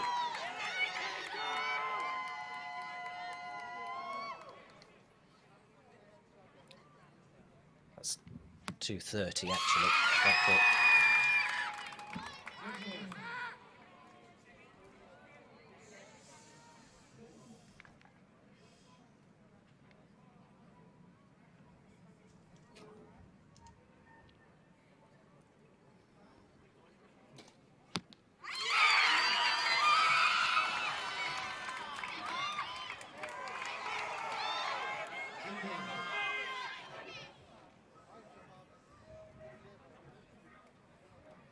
2:30 to beat.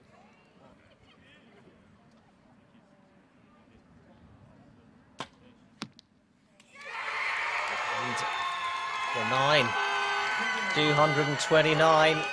We need to wait. Yeah, we need to wait here because there's going to be a line call. There's an arrow in the target from the Turkish team, which could be called up and it could force a tie. 6, 9, 8. 6, 10, 10.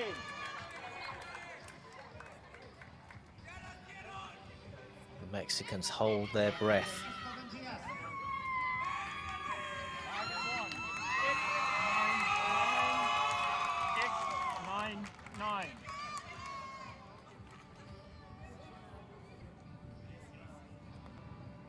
I think it was called down. I don't think it was marked up.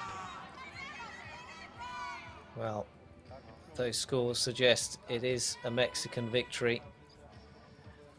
They need to make sure that everyone at that end, all the agents are happy and the coaches are happy.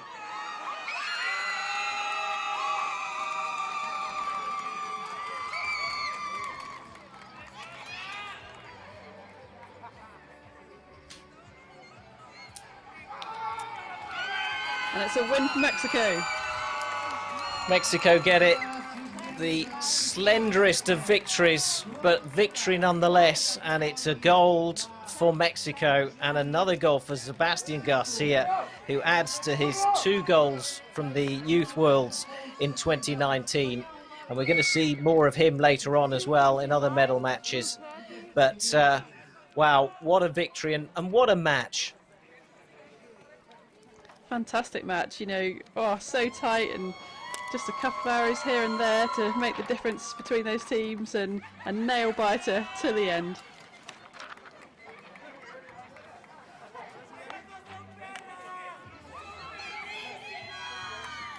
Well, the men celebrate in the same way as their female counterparts celebrated their gold in the women's team event. So that is 2 out of 2 for Mexico.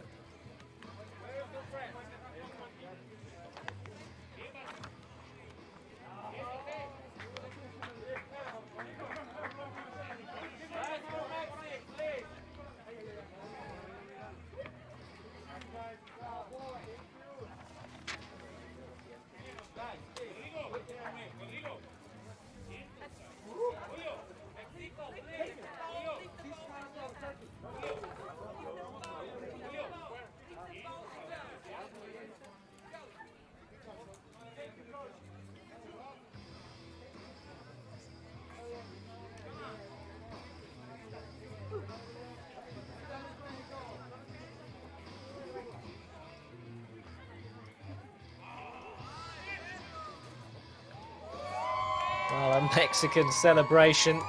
Thought we were going to get a Mexican wave then. Mexican celebration for that gold. But although the Turks were sitting there quietly, I think they could be very proud of their team's performance as well. Hani, Koglu and Koz put on a real battle, but in the end had to make do with silver, just missing out by a point on Garcia, Olvera and Lezama of Mexico.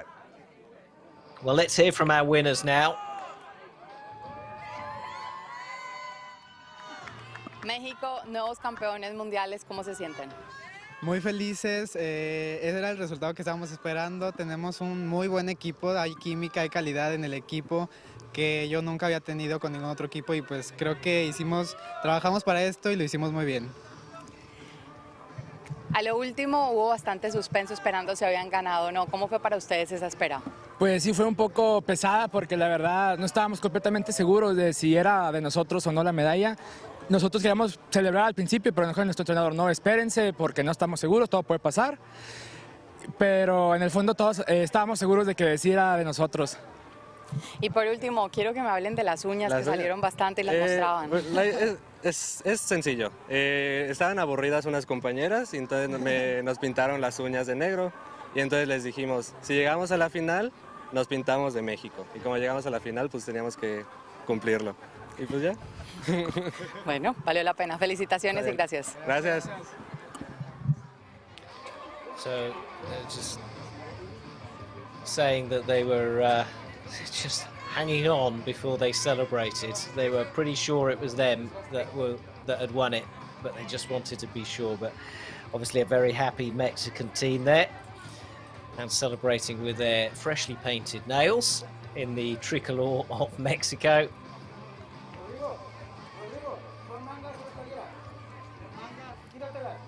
Of course, the Pan American Championships earlier this year taking place in Mexico.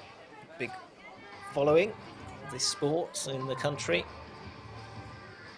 And now they can celebrate 2 golds in the team events in the under-21s. So it's the medal ceremony next. Ladies and gentlemen, the victory ceremony for the compound junior men team. Panie i panowie, ceremonia wręczenia medali w realizacji ruchów bloczkowych konkurencji drużyn juniorów.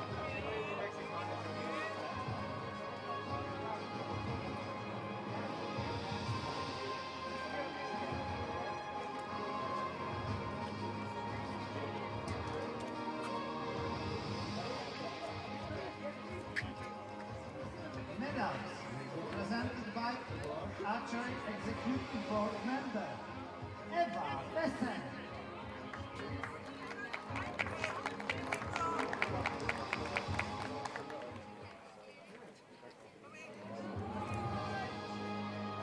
Bronze medal, medal brązowy.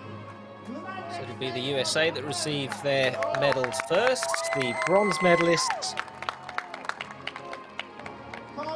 they were champions and gold medalists in 2019.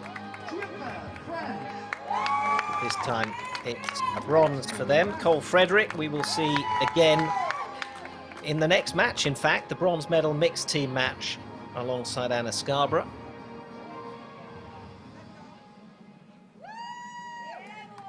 Silver medal, srebrny medal.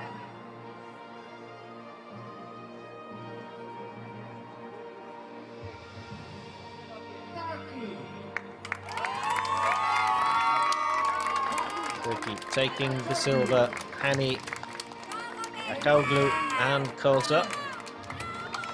And what a match they gave us, eh? What an entertaining final match against Mexico they gave us. It went right down to the wire, and in the end they missed out by just a point.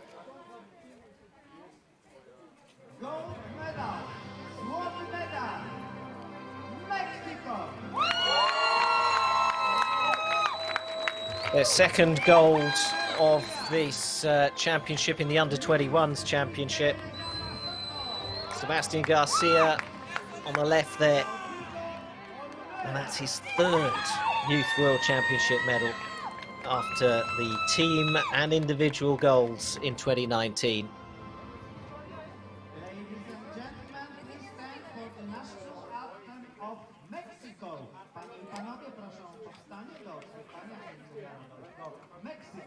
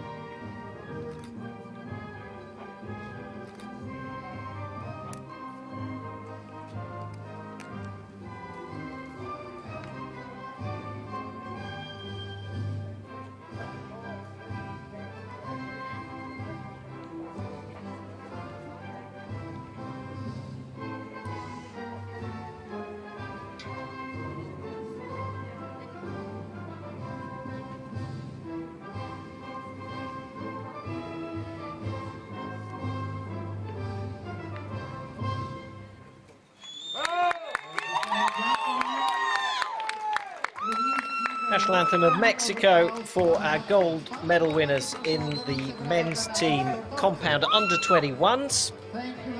And coming up next will be the mixed team finals. First the bronze medal match, and then we will find out who wins gold and silver between, yep, Mexico again and Estonia. That's all coming up.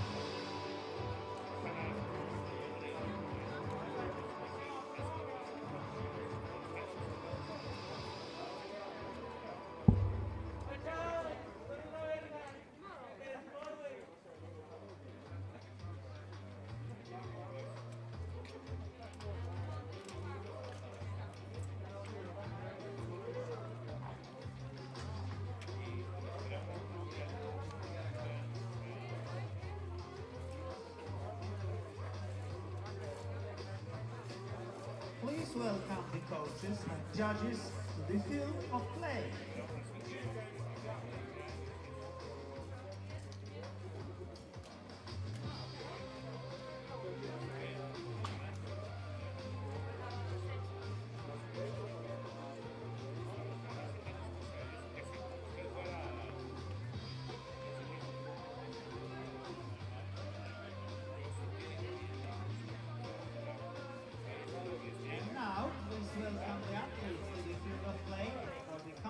Junior mixed teams bronze medal match.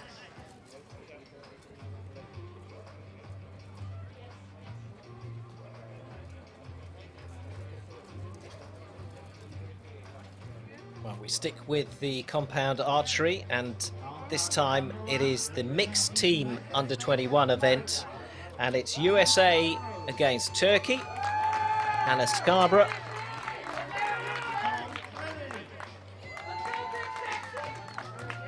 Cole Frederick. On target number 2 representing Turkey.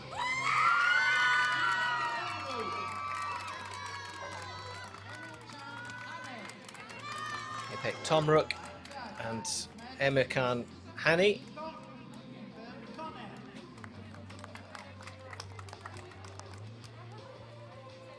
So both women in this bronze medal match have already faced off in a bronze medal match in the women's team event.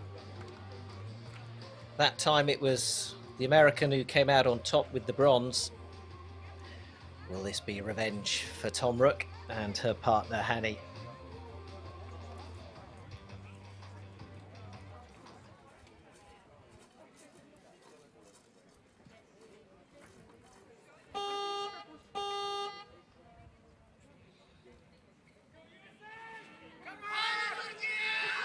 If you're with us with the previous team match, it's the same format, except of course we only have the 2 archers per team.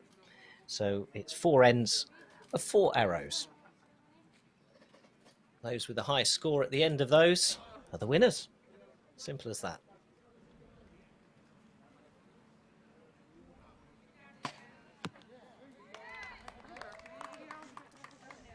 So Scarborough gets things underway for the USA with a 10.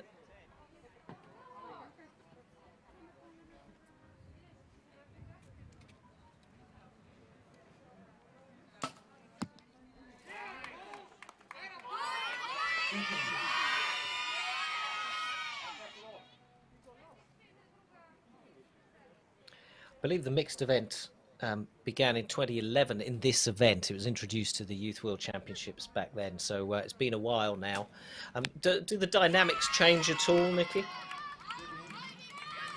Yeah, it's interesting because before this, you know, there was never a crossover of men's and women's. I think it's been a great, amazing thing for the sport to have that. You know, it was good to see at the Olympic Games with the recurves, and even to see in other sports like athletics and swimming. There's many more mixed relays now, so definitely adds a different element. I think sometimes the women are expected to shoot a little bit lower, and quite often they outshoot the men. So it's a good event to see.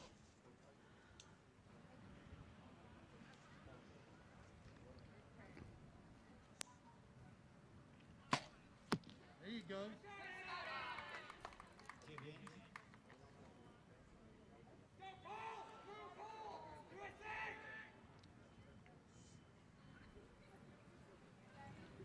Nice and smooth.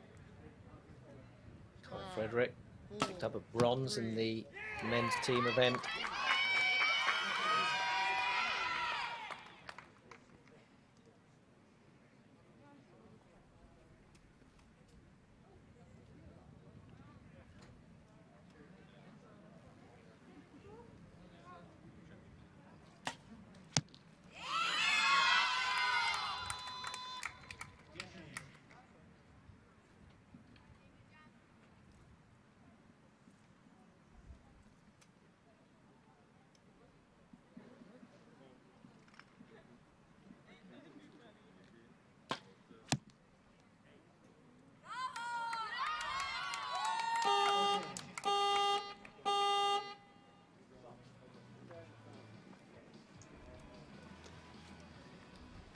Just checking his bow over, like something wasn't right there, so check of the rest to make sure nothing's wrong, it hasn't dropped low for some reason. You got a big brother at home waiting? Little brothers, hey little brothers. 10-9. Hey world. That's right. Watch out, alligators, I'm coming for you. Watch out, Lixon, you're mine. 9, 9, 10, 8. You want to say hi to Evan while you're at it?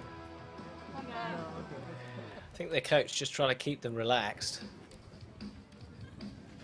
Yeah, no, it's really important, you know, the more kind of relaxed you can be and have even a little laugh in between ends is really good, because it really relaxes you, takes the tension away, you can shoot your best arrows.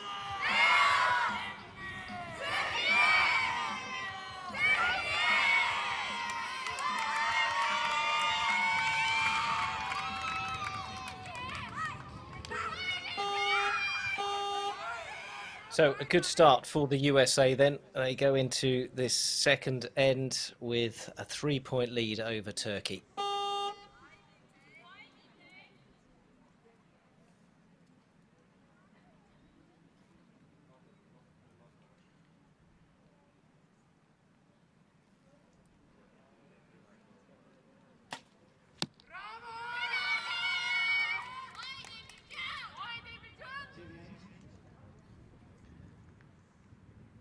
Turkish team just as loud for their athletes in this event as they were in previous matches.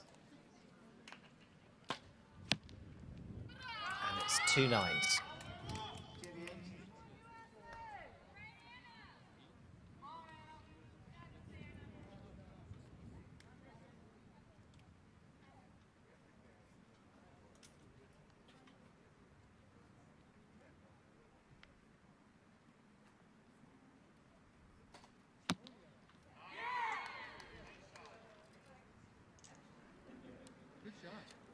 Already 2 bronze medals and a silver medal between the two teams.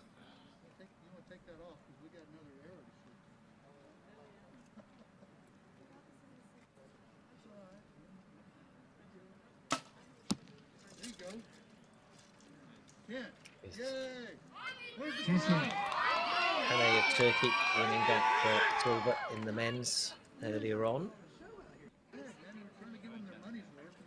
Now it's Tomruk.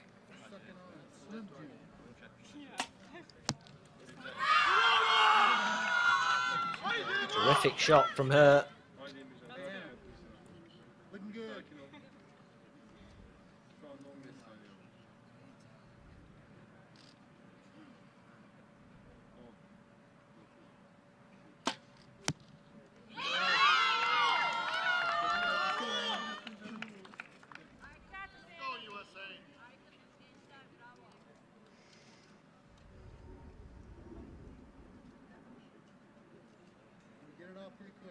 So 2 10s for their previous 2 arrows to Turkey's 18 in this end.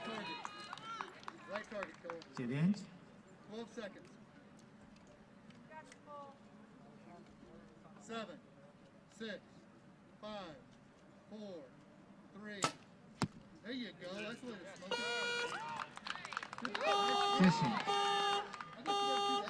The coach counting down his archer. Just making sure they're within their time limit, but the Americans looking pretty relaxed out there and are now beginning to build a sizable lead. It was one of those, it's got that 10 sound, you know, it's like, yeah. Well, it was like 5, 4, 3. I'm like, don't punch it yet. Yeah. Yeah. And it was just, it went right down there, man. I don't know, these dicks. I'm gonna fire y'all. Tell them I'm gonna hire a new recruiter. The coach is also looking pretty relaxed. I think he's thinks his archers have it already. We're at the halfway stage. Currently 78 to 74 to the USA.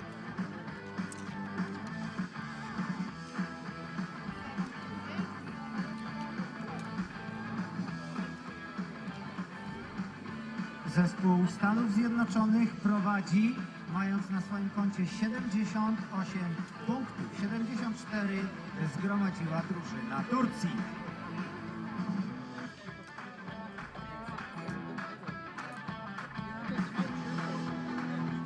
Now, we've seen on several occasions today in Wroclaw the wind changing direction or getting stronger and changing the course of a match just by upsetting one of the teams just enough for the others to catch a glimpse of a chance and taking that opportunity. Can we see Turkey come back from a 4-point deficit now? Well, that's a good start.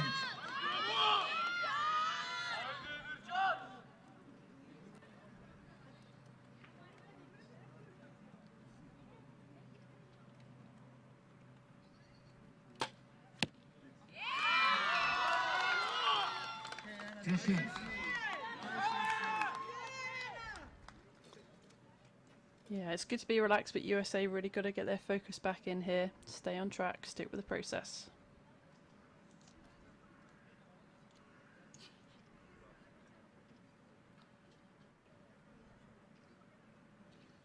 There you go. Come on, nice. Do they cheer for you? 10. All right, Cole. Tear it up.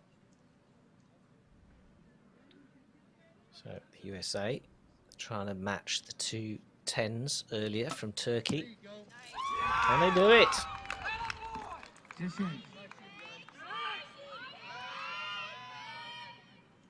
20 apiece in this end.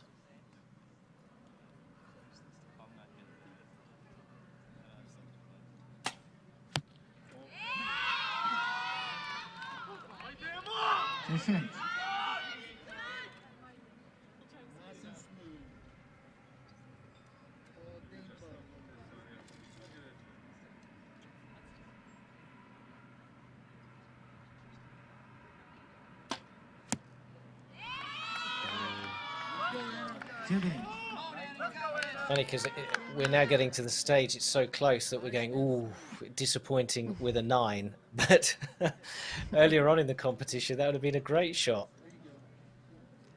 Yeah, I mean, the conditions have definitely died down. It seems much calmer out there. And when it's like this, you know, we do kind of expect these 10s every time at this level.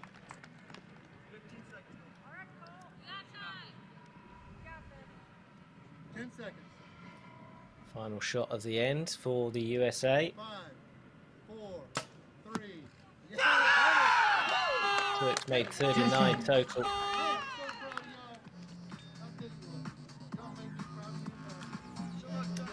To be confirmed, I think the USA got 40.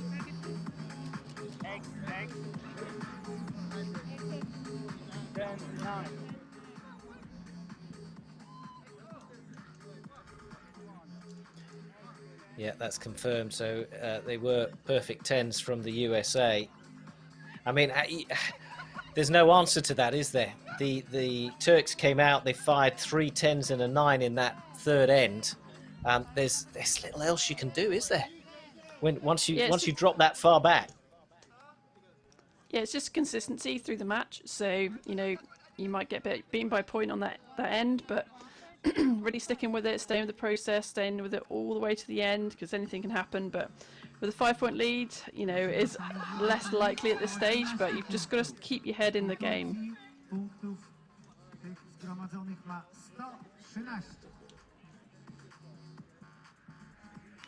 Well, we've seen both those Americans already in action. Well, we've seen the 2 Turks in action as well in the team events. But both Cole Frederick and Anna Scarborough in those previous medal matches looking really a lot tenser and a lot more nervous. But this time they just seem to be having a lot of fun out there. Yeah, I think the more you come back and get on the stage, the more calm you feel about it. You know, first time out, maybe feel quite nervous, and then are definitely feeling more relaxed this time around. Maybe that coach in their box is making a big difference to them as well. Well, a 5-point deficit with the final 4 arrows, the final end. The bronze medal looks to be the USA's.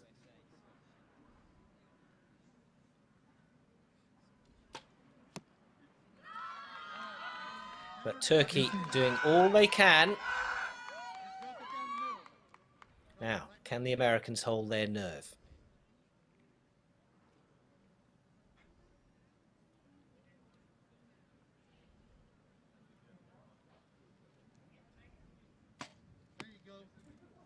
Oof. Well, that's their worst shot of the match so far.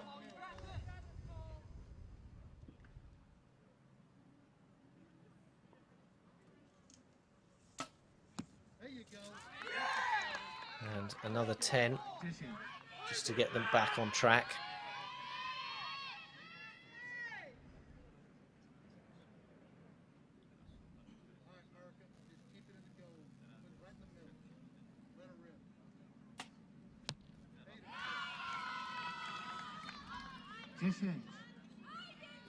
So can Hannay match that with another 10? And then it's just a case of standing back and watching to see what the Americans can do.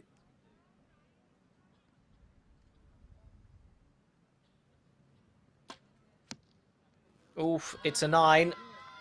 So they drop a point, but a point only in that final end.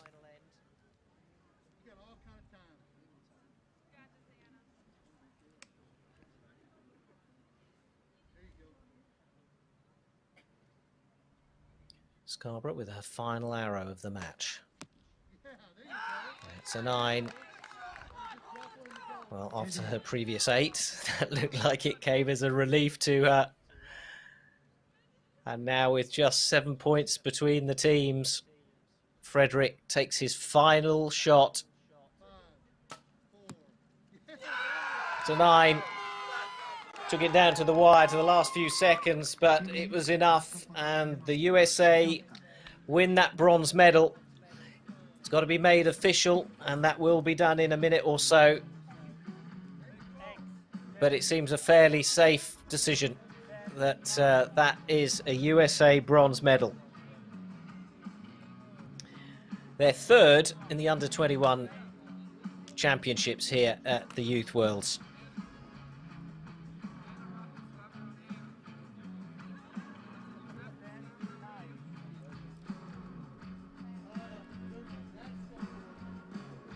Yeah, that's problem. But we're proud of this spelling. Yeah, only this one.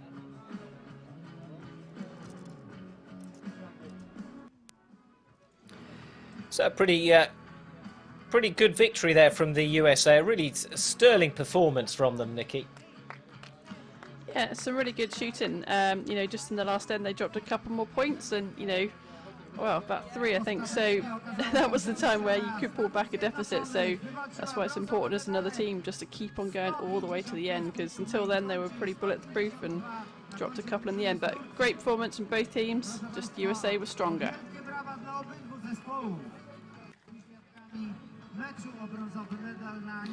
So they make their way off, and we will see Anna Scarborough in the individual competition a little bit later on, as we prepare for the mixed team gold medal match in a few moments.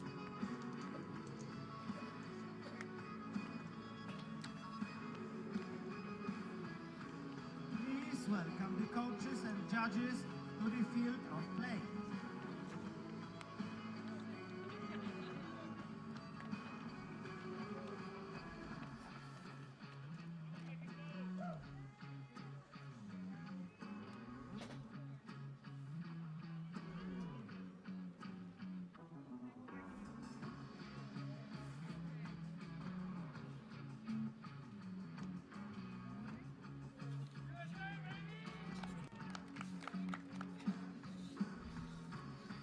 Now, please welcome the athletes to the field of play for the compound junior mixed teams gold medal match.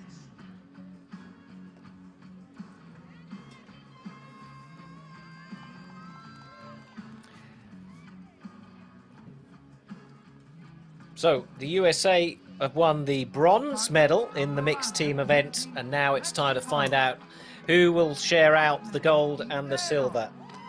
Will it be Mexico? Daphne Quintero and Sebastian Garcia, already gold medalists here. Will they add to that in this match? Or will it go to Estonia?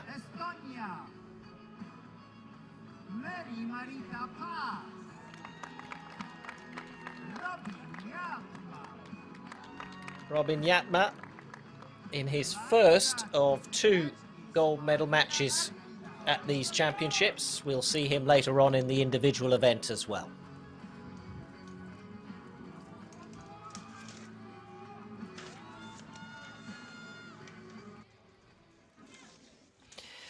And Nikki, it's interesting, isn't it, how sort of, you know, the cream always rises at these championships, and how we often get the same faces making it into the medal matches. Not always necessarily the gold or silver, but, you know, the bronze medal matches.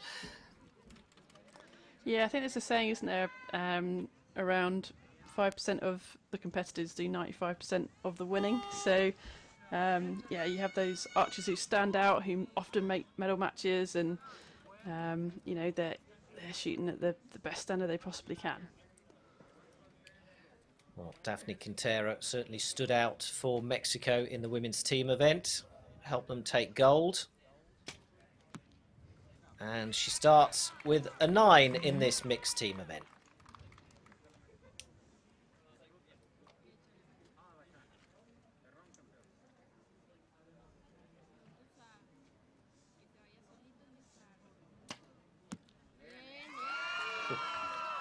Well, that's how he started the men's team final, with a perfect 10.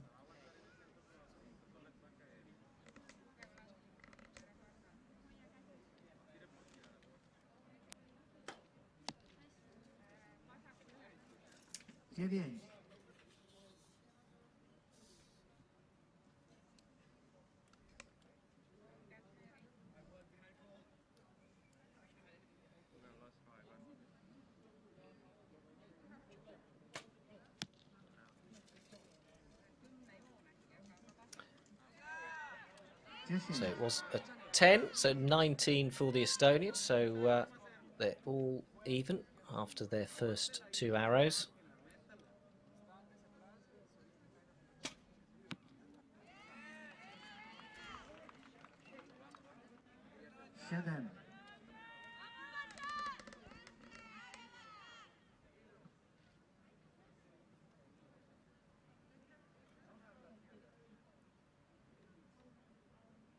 What a competitor Sebastian Garcia is. And he always has a smile on his face as well. He's definitely a crowd favourite. And now competing at his 3rd Youth Championships. Yetma, 20 years old. He's having a great tournament as well.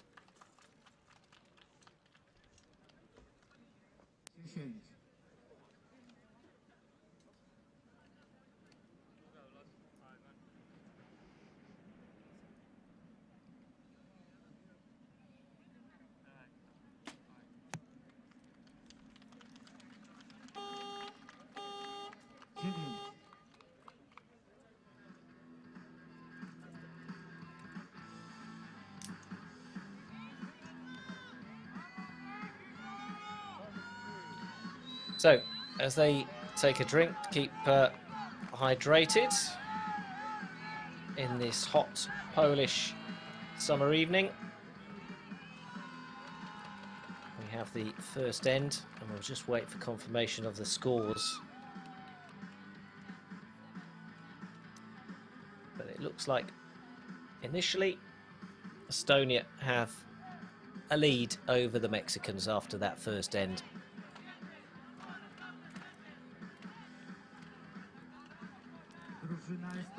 Mexicans let down by their 3rd arrow that was a 7.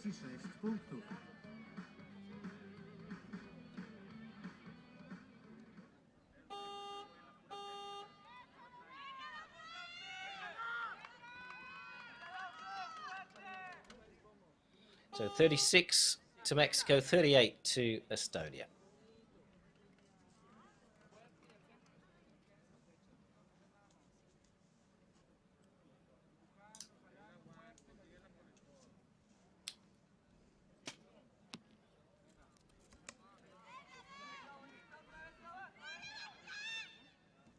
Did you spot anything there? The first thing the coach did there was try and tighten her sight just in case that had got loose and dropped, but that would usually send them high.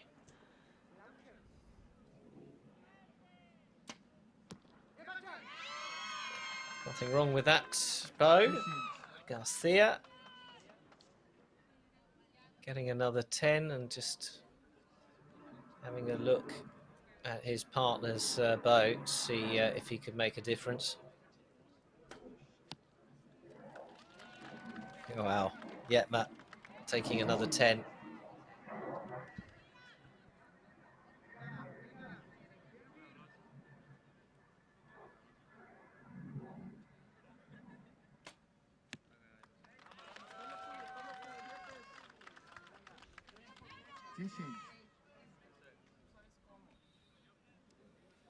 Right, let's see if Quintero has sorted out whatever problem it was on her bow.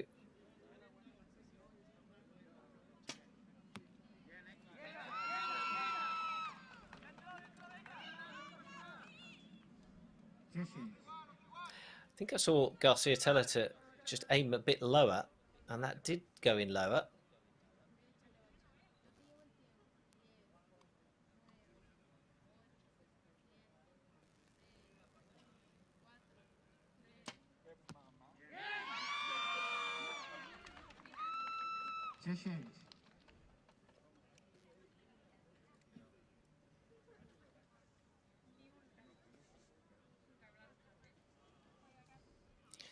So 3 10s and an 8 for Mexico.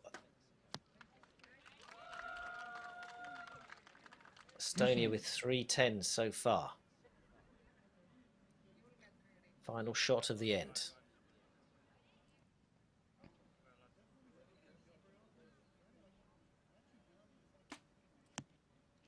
And it's another 10. So a perfect score from the Estonians. halfway stage, the Estonians have the advantage over Mexico.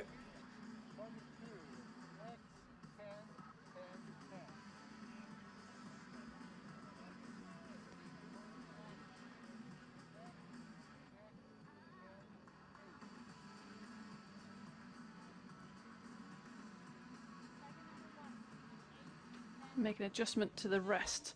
Think something's loose or changed.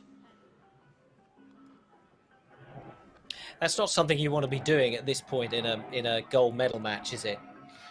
You were telling us earlier about processes and how important they are, and how important not changing your processes are. So this is a pretty dire situation if they're going in and fiddling with the bow, yeah? Yeah, you know, it shouldn't be any problems with it at this stage, but in these head-to-head competitions, there's no equipment failures, so some archers bring a second bow into the arena for that reason. So if there's a problem with the first, they just pick up the second bow and they can shoot that. But if you've not brought another bow with you, then you've just got to fix whatever problem you have. Okay, so 2 ends to go. We're at the halfway stage of this gold medal match. 4-point difference between Mexico and Estonia. The Mexicans trying to play catch up now. Both of them hugely experienced. And Quintero getting a 10. And a lot happier with her bow now.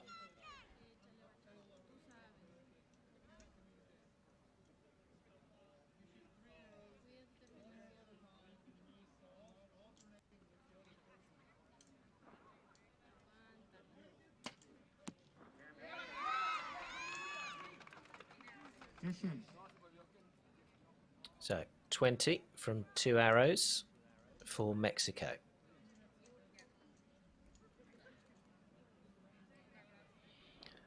Robin Yetma, gold medalist at the 2019 Universiad, or the World Student Games as it's known now. So the current university defending champion.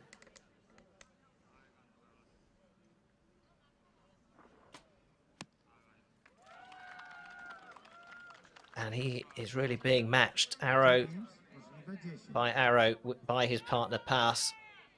They're notching up a great score.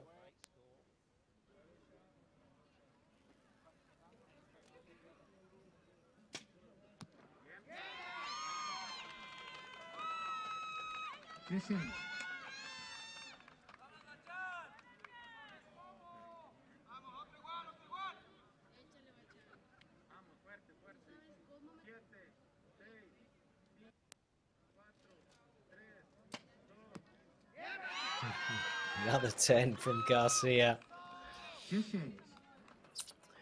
And that's a perfect score for the Mexicans. That's all you can do. 114 total then for Mexico after 3 ends.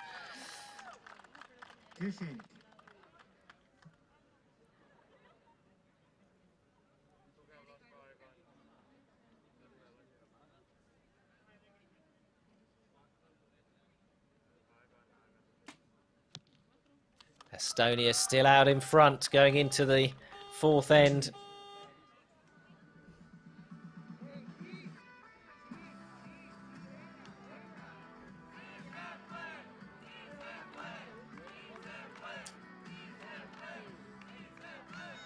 The Estonians looking really, really confident, really strong, quite calm and collected, aren't they? Yeah, they are. They're shooting fantastically well. Only dropping a few points so far. Just in the zone, aren't they? They're not making noise or fuss or anything like that. Just sticking to the process.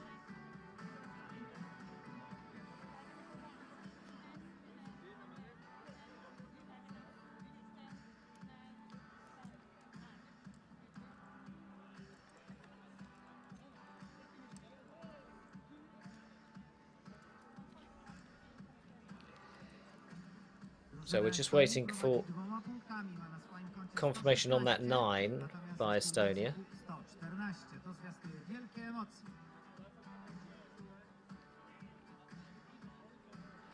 And it was given as a 9, so it is 114 to 116 with Estonia holding that 2-point advantage going into this final end to decide who will be the gold medalists.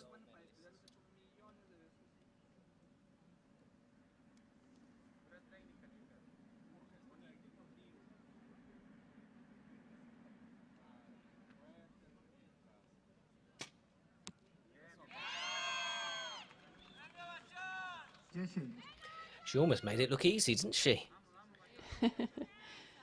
Whatever they did to that bow, it worked. Yeah, I think every shot since that issue has been a 10 from her. That's right.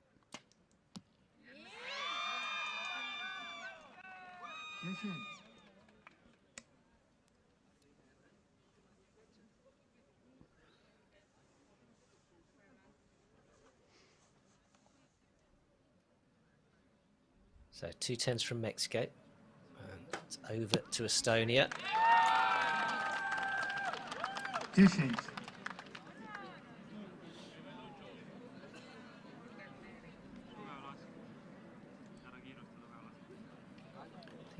Yetma has scored a 10 in all but one arrow so far. That was definitely commentator's curse.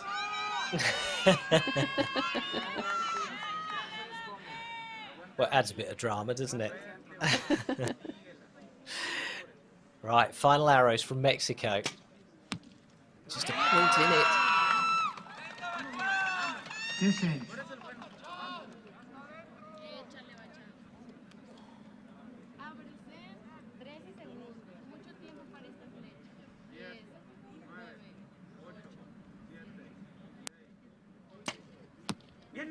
And it's another 10 from Garcia. Total of 154 for Mexico.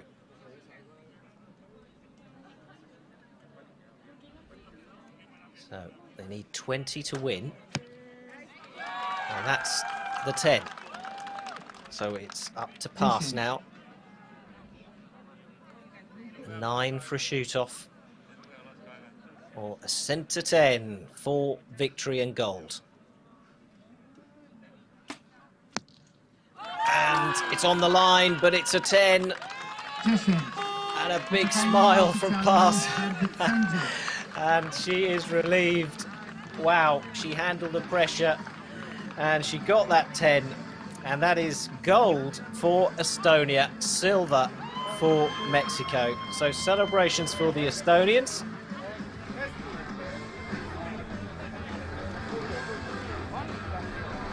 First time we've seen them in these championships this year in a medal match. And what a performance from them. Już wszystko jest jasne. Złoty medal dla drużyny Estonii. The Estonians dropping just 5 points. Drużyny Meksyku za wspaniały mecz. Drużyna Meksyku wywalczyła srebrne medale. But a great performance as well from the Mexicans, who put up a real fight all the way to the end, and it really did come down to that last arrow from the Estonians. 154 to 155 the final score, and it'll be the medal ceremony next.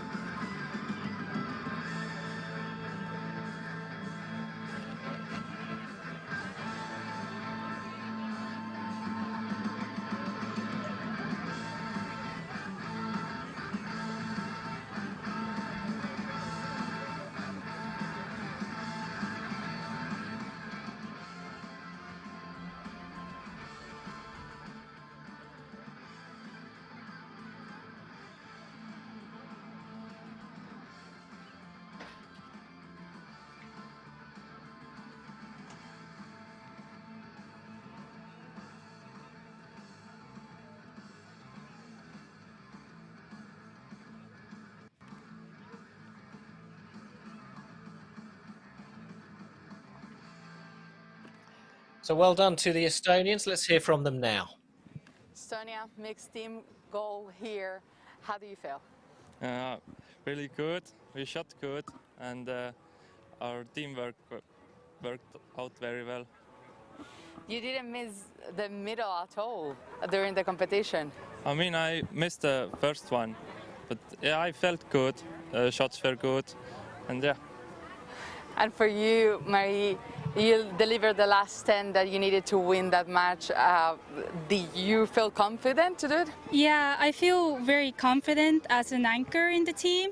So although my some of the other arrows wouldn't really say that, but I felt like really confident, and of course shooting together makes you feel more powerful. And how does world champion sound to you? Oh, it sounds amazing. Like, it's kind of the wildest dreams that every archer would want to say that they're world champion, so we're totally happy. Thank you very much. Thank and you. Congratulations again. Yeah, well done to Estonia, and to Robin Yetma and Meri-Merita Pass. Congratulations to them, a finely fought gold medal. And that's an extraordinary stat, isn't it, Nikki, that Yetma got 79 out of a possible maximum of 80 points in that match. Yeah, he just dropped a 9 on the first arrow, and everything else after that was a 10, so really great shooting, and I think we're going to see him again in the individual gold final as well, and quite rightly after that performance.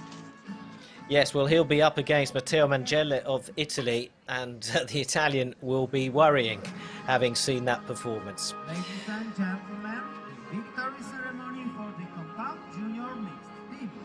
Panie i panowie, ceremonia wręczenia medali w konkurencji łuków bloczkowych drużyn mieszanych juniorów.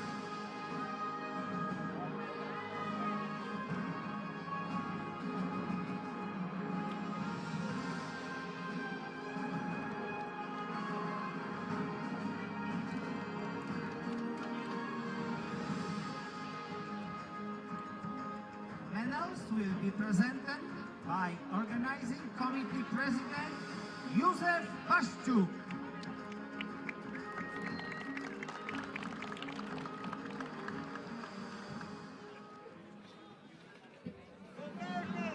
Bronze medal, medal brązowy, United States of America. So bronze medal to Anna Scarborough and Cole Frederick. And that is the USA's third bronze medal of the under-21s. And they add it to the bronzes in the women and the men's teams. And both those archers won those bronze medals. Medal srebrny, Mexico.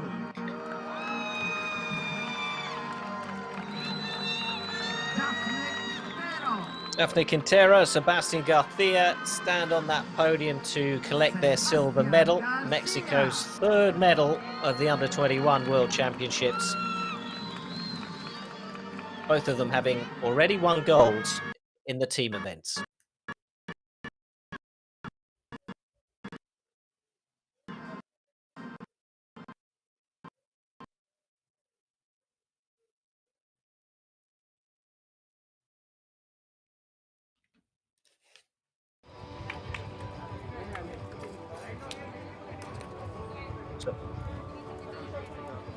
So we seem to have lost our live pictures for the moment during that mixed team medal ceremony.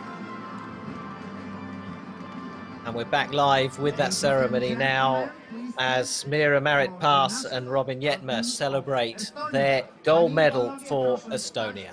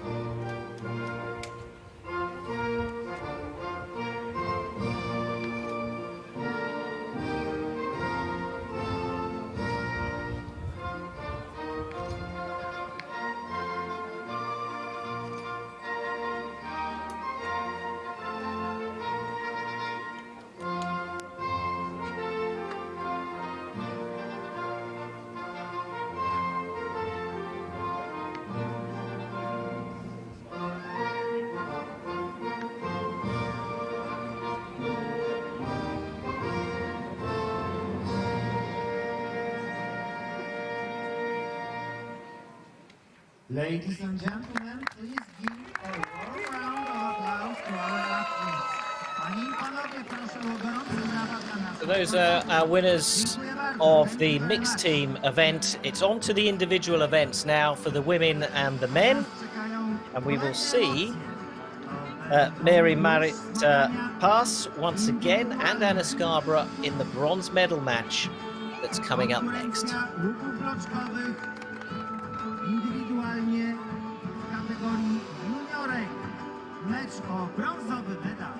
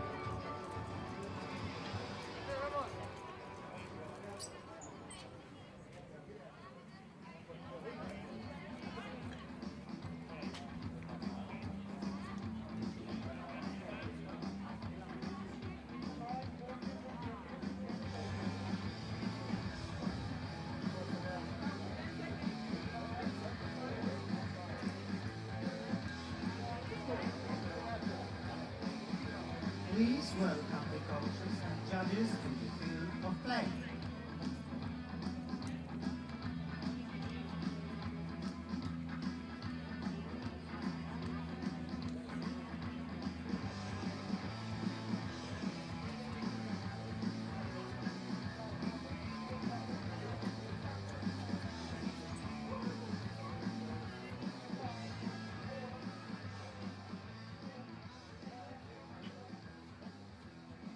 Now, please welcome the athletes to the field of play for the compound junior women's. So the World Youth Archery Championships continue as we move from the team events to the individual events, and we start with the bronze medal match for the women's individuals in the under-21. Anna Scarborough of the USA taking part in her third medal match of these championships. And the woman who's just won the gold medal in the mixed team event from Estonia, Mira Marita Pass.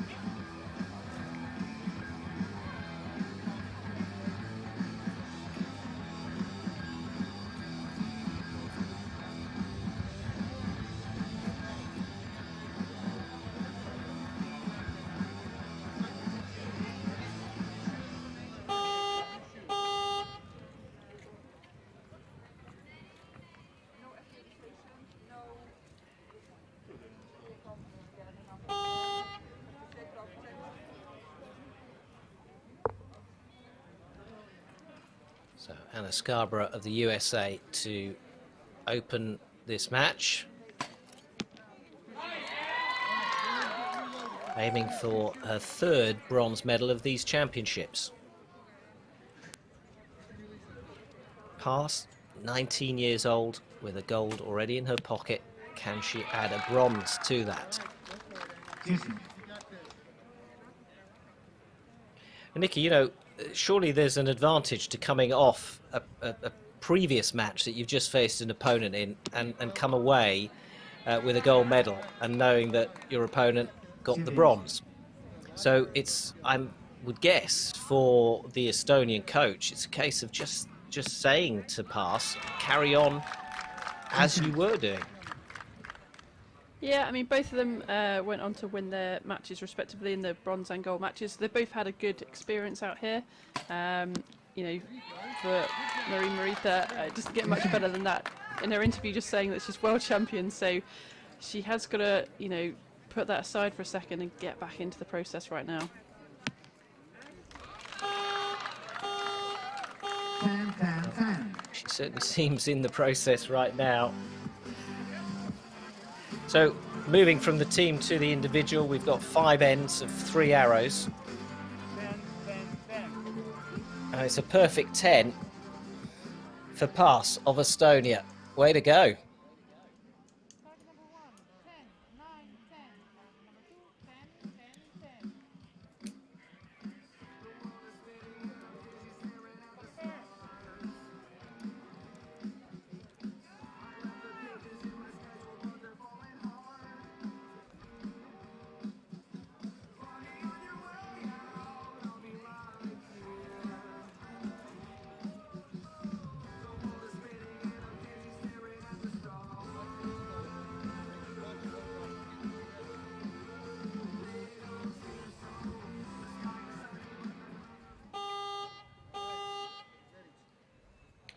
So as the chasing archer, Scarborough goes first again. 20-year-old American, hugely experienced, 2 golds already in World Championships, but always in the team event. 2 bronzes already this year, and that's an 8 for her first shot of this end. Pass. 19 years old, but already has 5 years of international experience behind her. She made her debut for Estonia at the age of 14.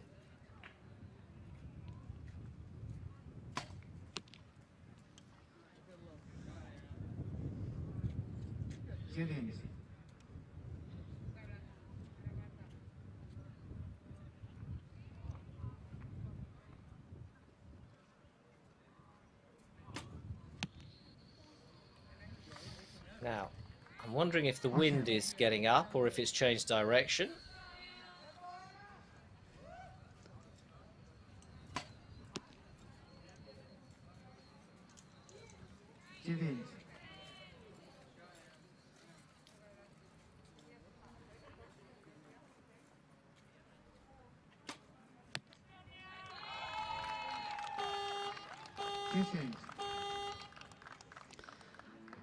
Yeah, we can certainly hear that wind lapping again onto the microphones around the stadium there, so conditions changing throughout the day. And that second arrow from Pass was a longer hold, it just didn't look so comfortable somehow, and then went off into the 8, but everything else has been in the 10.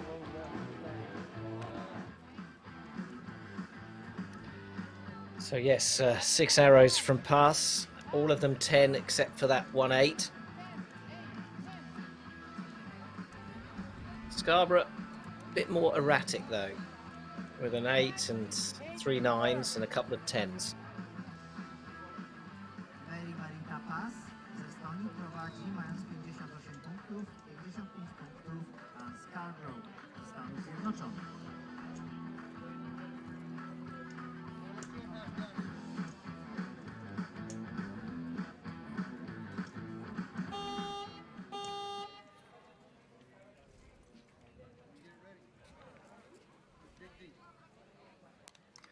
So, end number 3, and Anna Scarborough starts knowing that she's got to make up 3 points deficit on the Estonian.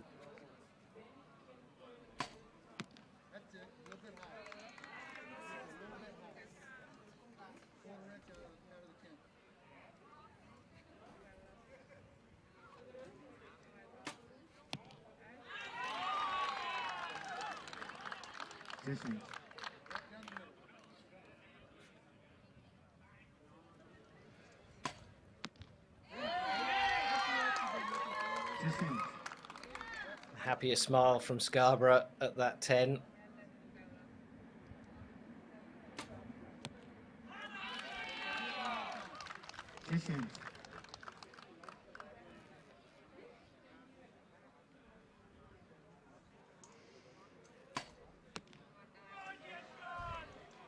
Just low.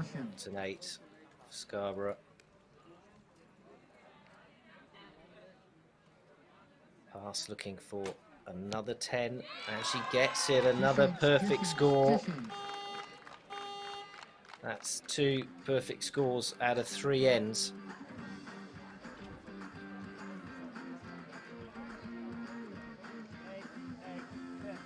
And at this point, really with just 2 ends shooting. to go, it's hard to see. It's hard to see anyone, Scarborough, being able to come back. Yeah, you know, Pass is just shooting so well. She looks so comfortable and confident, and each arrow just pulling through nicely. So yeah, it's going to be a really hard task for the American to come back here.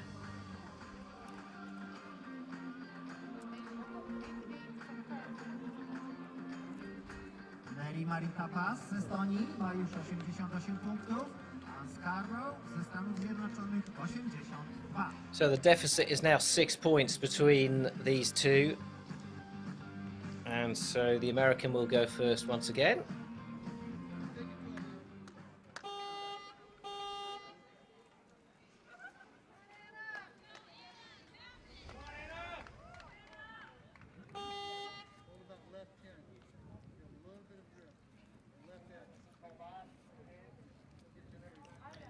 And a third bronze of the championships beginning to slip from her grasp.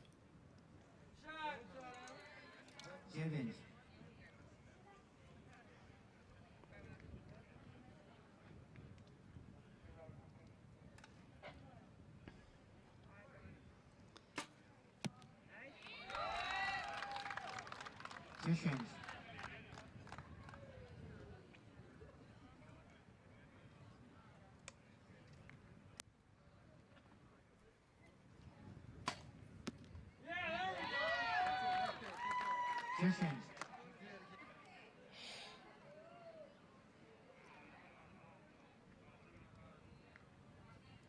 Pass. And you can see why she's establishing herself on the World Cup circuit as a real force to be reckoned with.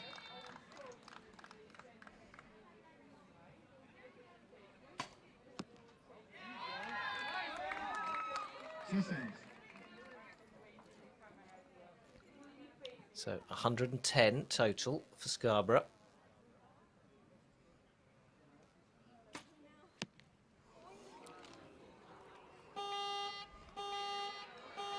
Well, an unusual arrow for Pass.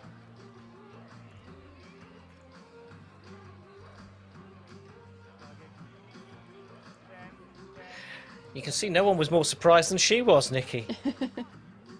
I think the fact that she can have a laugh and joke about it is a really good thing, you know, because some people get really stuck on it. You know, you have a bad arrow and they just can't get it out of their heads, but, you know, she's gone, hey, I made a mistake, and I think she's going to be able to move on from it. So she looked pretty indestructible before, didn't she?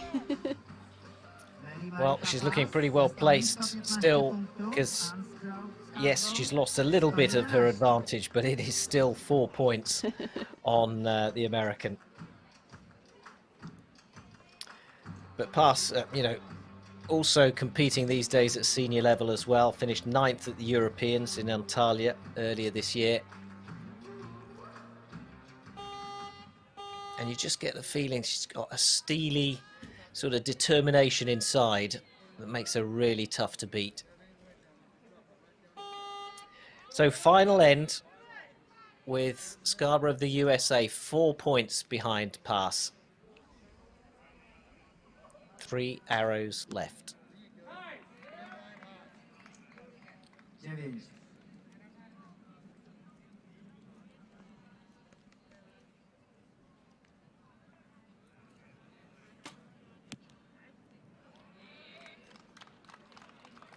9.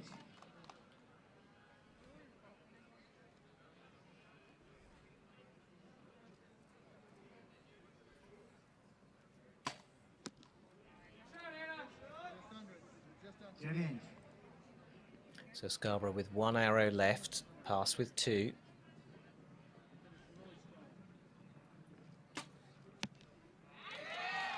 And it's another 10 from the Estonian.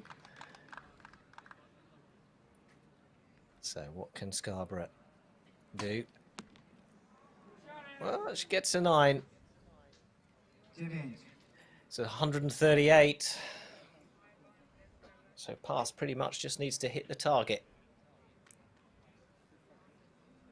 It's a long hold. And it's a 9, and it's the bronze for the Estonian. So 2 matches in a row. It was a gold in the first. It's a bronze in this next match in the women's individual.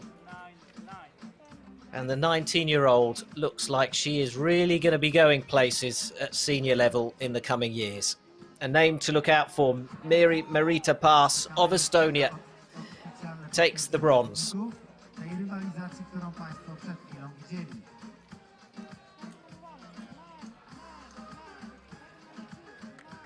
Już wszystko jasne. Gratulujemy brązowego medalu reprezentantce Estonii Marita Pass. Wielkie brawa również dla zawodniczki ze Stanów Zjednoczonych Ann Scarborough za wspaniałą postawę tutaj na torach uczniczych we Wrocławiu na obiektach AWF-u.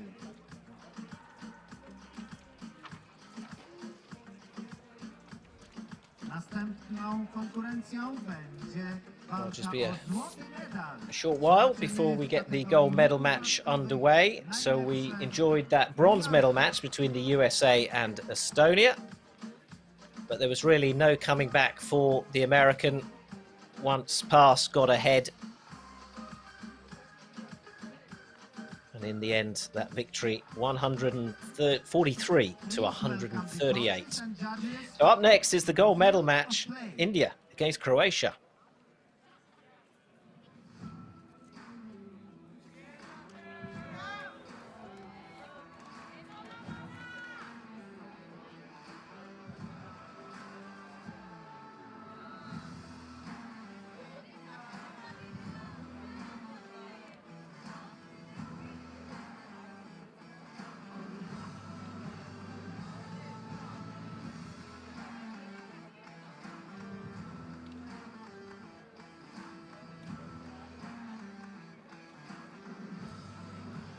Please welcome the athletes to the field of play for the compound junior women's individual gold medal match.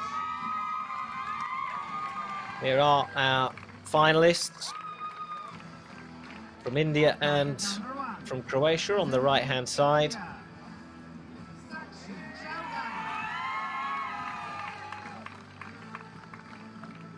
target number 2 representing Croatia, Amanda Mlinaric. The line judge for this match is Kristina Krivlidu.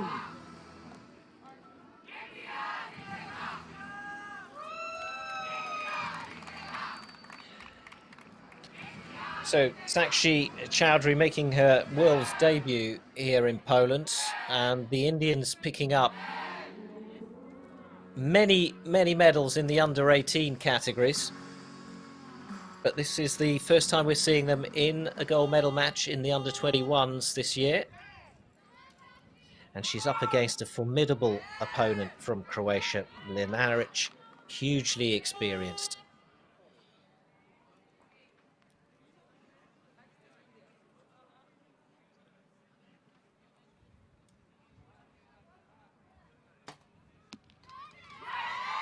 So Chowdhury gets us underway in this gold medal match. Mlinaric, proven, talented, confident archer. And that opening arrow tells a story. And that story is that Chowdhury is really going to have to be at the top of her game to take the gold.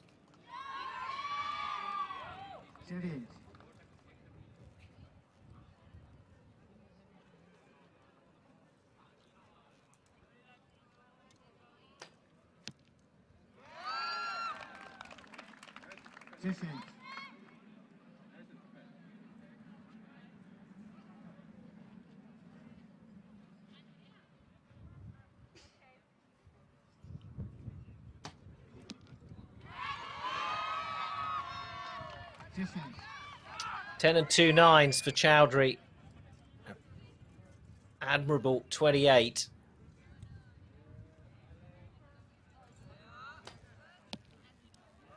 And a 9, 29 for the Croatian. Milinaric, one of only 2 archers to shoot a perfect match of 150 points during the eliminations. And how much do those sort of records and scores prey on your mind when you're facing an opponent like that? I don't know. You know, you certainly wouldn't go out of your way to look up that opponent and see how they shot through the No. rounds. You know, you just keep your head down, stick to your own game, because like anything can happen under pressure. You know, all of these archers are at a really high standard that any of them can shoot a 10, but what really matters is when you're under pressure, you're on this finals field, things are different. It's, you know, when we go through the eliminations, it's a whole field together, and then these final matches are very, very different in terms of pressure. The big screen, the camera moving around that you can see now. So, yeah, you just keep your head down, focus on you.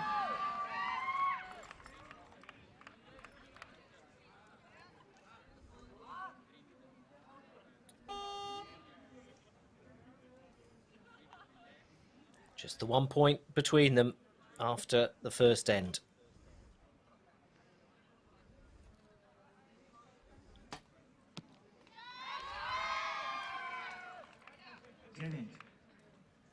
Lenaric, the defending champion here in Poland.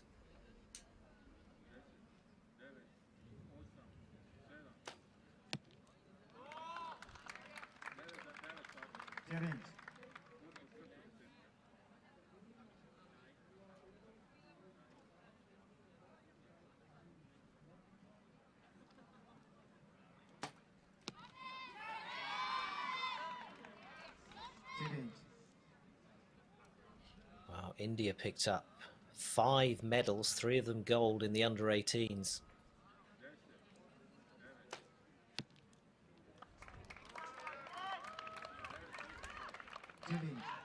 This, of course, will be a certain medal for Chowdhury. It's just a case of what will the colour be?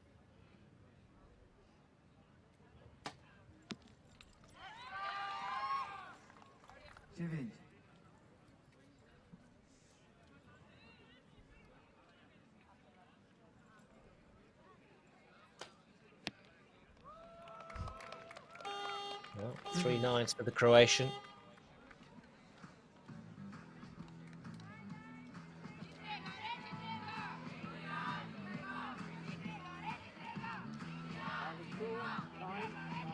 So equally matched in that second end. Still just the 1 point separating them. Interesting. She's making an adjustment to her release aid. So she just got some tools out. And she's either going to make that easier to go off, I would imagine, or harder. But I reckon she's making her release aid a bit easier to go off.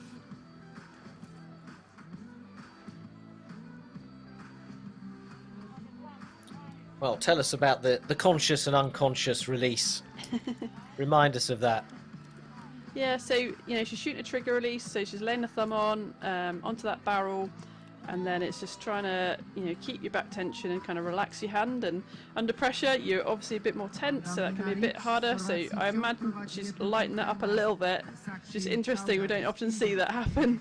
Some archers carry different release aids in their pouch, so they can grab a different one out, which they know is slightly lighter or slightly heavier. But let's see what difference that makes to her now and her timing of those shots.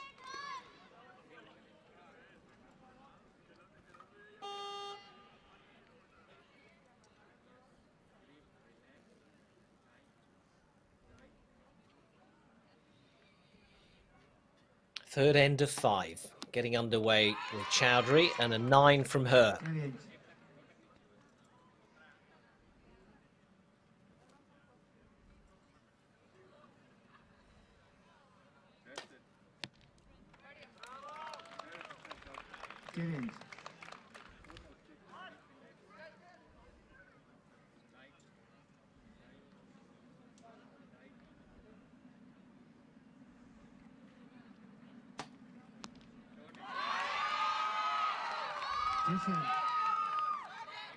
Chowdhury's second 10 of the match.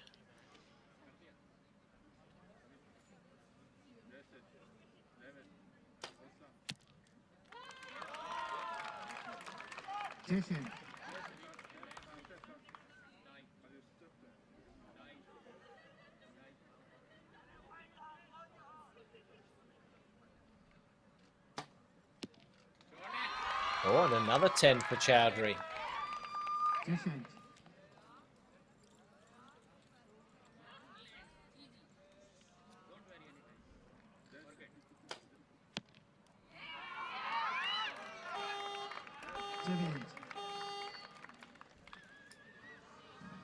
So that point advantage that the defending champion had has now been swept away by Chowdhury. It's all square, 84 to 84.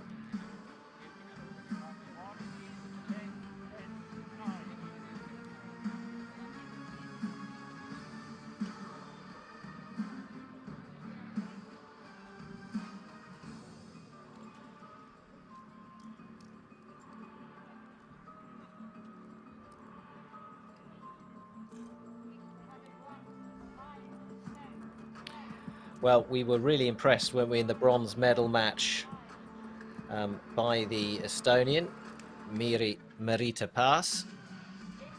Well, Lenaric of Croatia beat Pass by 4 points in the semi-final to come through to this gold medal match.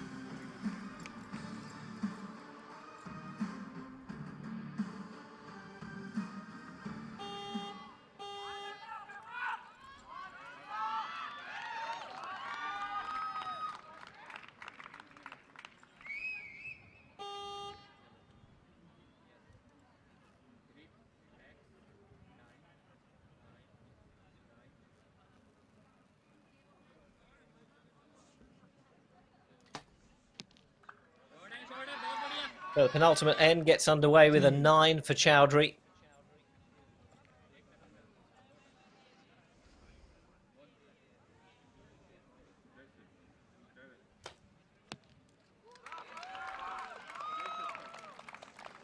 Advantage the Croatian.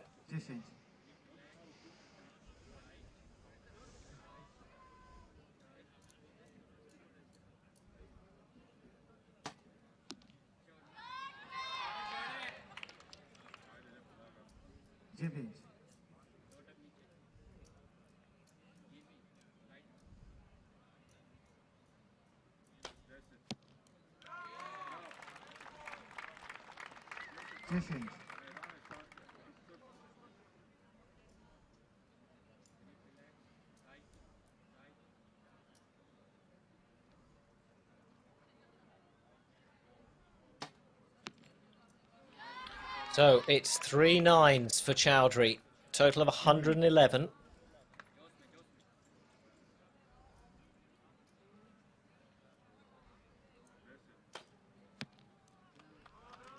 And a 9 for Lenaric.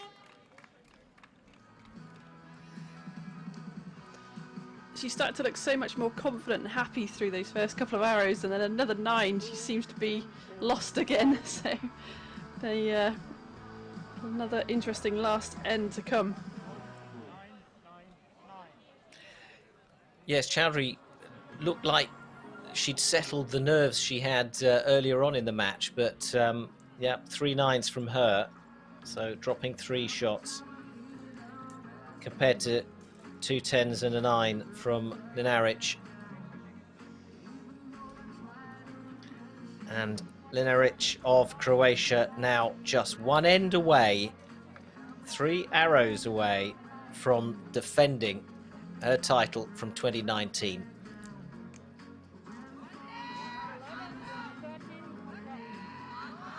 Amanda Mlinaric z Chorwacji ma już 113 punktów na swoim koncie.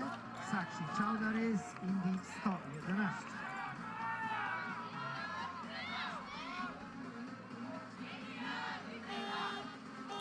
So 2 points in it for Chowdhury. Well, it's just about trying to get 3 10s and then just hoping that the Croatian drops points.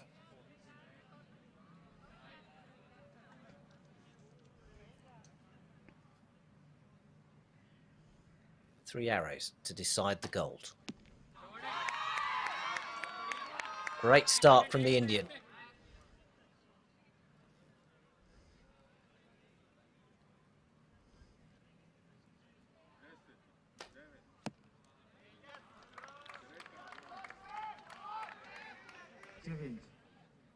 She still has breathing space, point between them.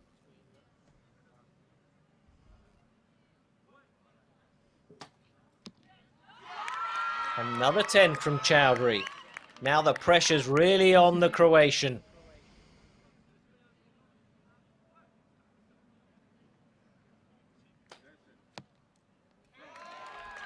Ten from her. Holds on to that 1-point lead. Final arrow from Chowdhury. Can she make it a third 10? Oof. Just down and low. It's a 9.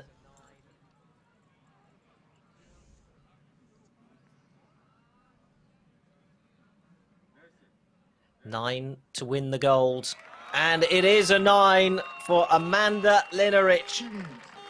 And Linarich becomes the first compound woman to win back-to-back under-21 world titles. What an achievement from the Croatian. And now the relief becomes happiness and tears. But I think she certainly made her coach sweat. She seemed totally in command in the early stages, and in the end it came down to that final arrow and that final point. But it was enough.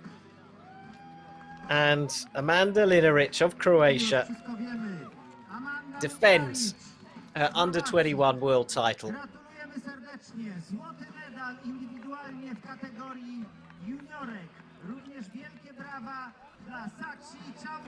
What do you make of that performance, Nikki? Yeah, a really interesting match because, you know, Amanda came out so strong and then she looked lost to me halfway through. She looked unhappy. I didn't think she was going to win going into the last end just from her facial expressions and, yeah, to hold on to it and all the way to the end and win it by a point. And, yeah, to become a double world champion, that is an amazing achievement. Well done to her.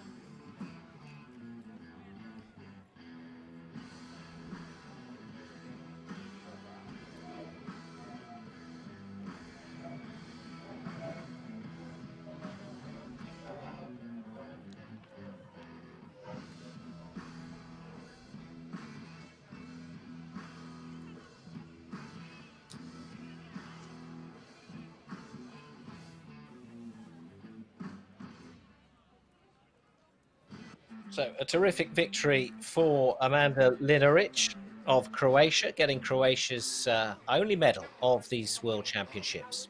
Amanda, back-to-back junior titles for you. How are you feeling? Oh my God, I was feeling so stressed. It was a really bad match, but I managed to win it in the end. All I can say that now that I've won it twice, the Youth World Championship, I truly do feel like the best junior woman in the world. Did you feel confident all the way through to take this title back home? I did, yes. I prepared very thoroughly for it, so I expected the final. You've said before that you feel the real Amanda while you're shooting, and today you just won. Do you feel the real Amanda right now? I do, yeah, of course. How meaningful is this title for you? Very meaningful. It's for my parents, for my boyfriend, for my grandma, for coach, for everyone I'm good with, actually. Thank you very much, and congratulations, Amanda. I truly feel now I'm the best junior woman in the world. That's a great line, isn't it? And it's quite right. She's won the championship twice in a row now. No one has ever done that. So well done to Amanda Linarich. And she described it, Nikki, as a bad match. Yeah, you could see it written all over her face. You know, it wasn't going well. The score wasn't particularly good. 141 at 150. You know, we know she's better than that. But like I say, she just looked lost. She was altering her release age in the match, which is pretty unheard of. And But she managed to keep it together. She managed to just stay that point ahead and take the win. So back-to-back world champion. Wow, that is incredible.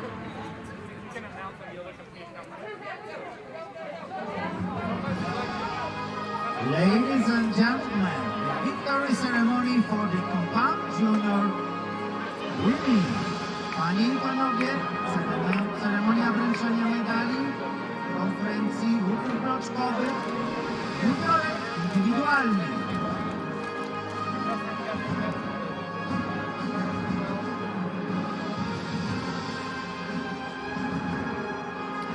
Let's honour the medalists in the women's individual in this under-21 category. We've had some really intriguing ties in this women's individual competition right through the week.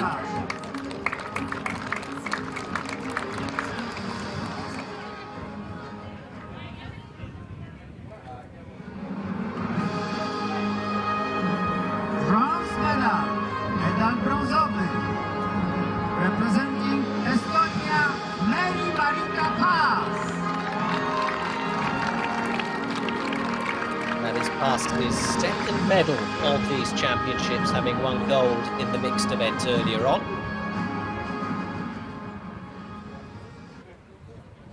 Silver medal, medal srebrny. Representing India, Sakshi Chowdhury. India's first medal, and it's silver in the under-21 category, but their sixth medal overall if you include the under-18s.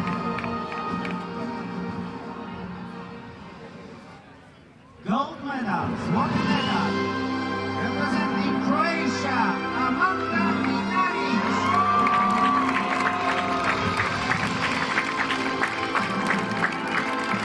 There is our gold medal winner for the second time running, first compound woman to win back-to-back under-21 world titles. It's Amanda Minaric from Varazdin in Croatia. Anthem of Croatia. Panie i panowie, proszę o powstanie do odsłuchania hymnu narodowego Chorwacji.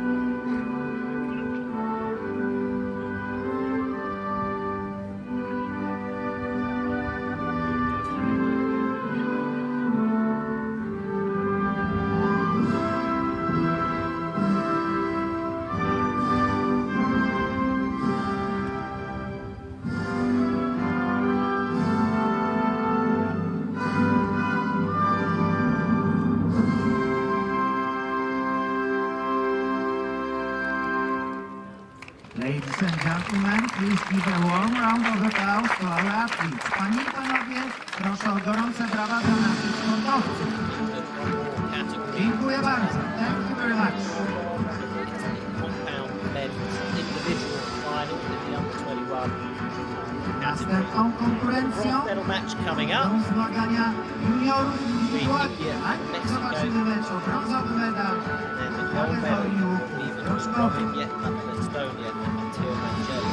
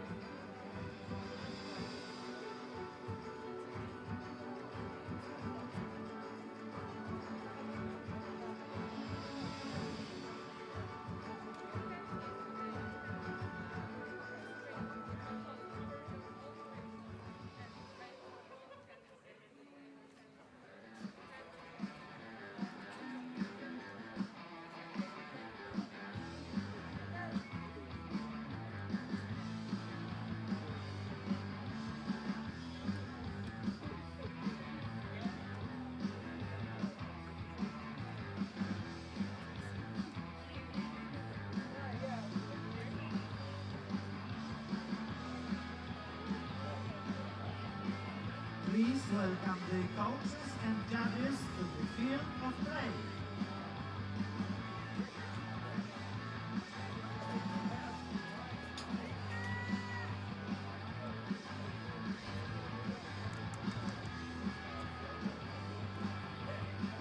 Looks like a gorgeous summer evening in Wroclaw in Poland, where we are enjoying the Youth World Championships. And we've had the under-18 category, and we are now rounding up the under-21s with the men's individuals. And first up is the bronze medal match between Rishabh Yadav of India on the left there, and Mexico's Sebastian Garcia.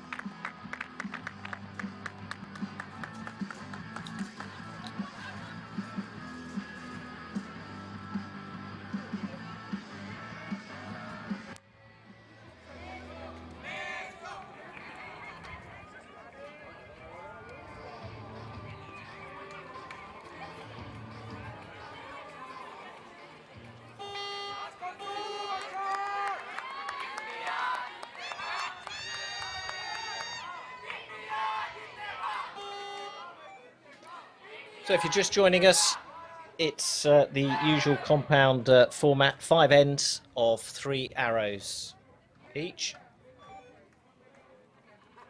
And Garcia of Mexico will go first. Oh! And what a way to start. Garcia really setting down the gauntlet, and a 9 for Yadav. Garcia with a gold and a silver already at these championships in the team events.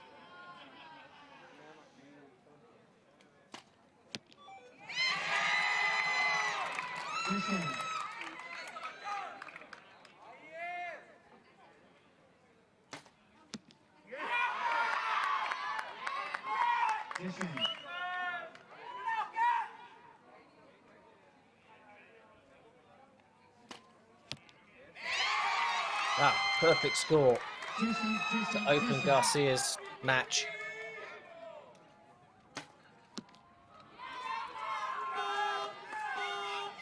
Pretty good 28 from Yadav as well.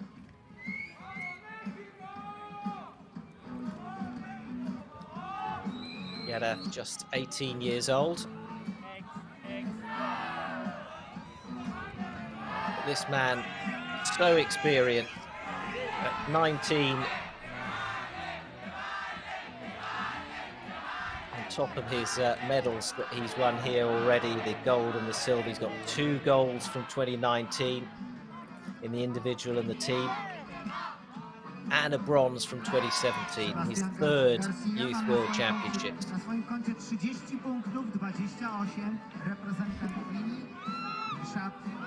And he does love to play a crowd. And this is why he's supremely confident.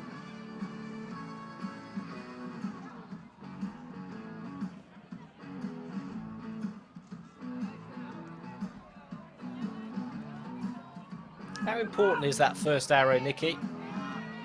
Yeah, I'd say pretty important. You want to feel confident straight away that you're in the right place, shooting good shots. So he took out what we call the spider as well, the little crosshair right in the middle of the target. So you're going to get a good buzz from that.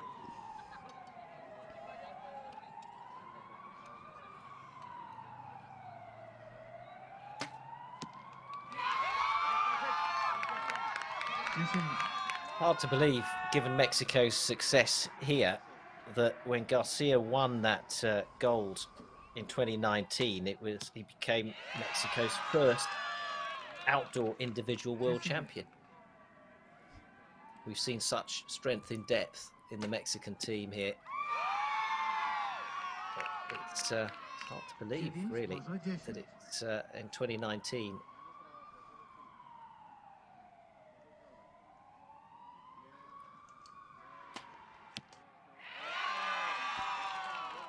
So just to give an idea of what a real conscious shot is, this is the perfect example of a punch. Ready? See the thumb on the trigger. Bang. Now. Clearly working for him. Clearly going well, but personally wouldn't recommend it. Too risky that you move the bow as you release it, is that right? Yeah, I mean, over time it can become a problem, so I personally would never teach someone that method, but we are seeing more and more archers coming through shooting that method, and it shoots really well in the wind, because if you're flying past the target you can just punch it as it goes across the middle, but most people end up with some problems with that and have to rebuild their shot at some stage, so ideally I'd go for the subconscious method.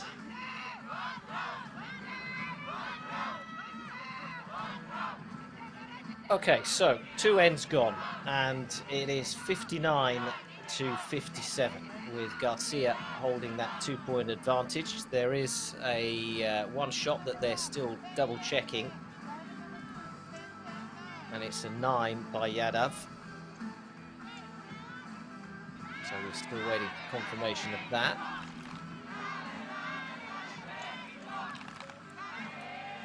Sebastian Garcia 59 punktów, Ryszard Jadaw 58.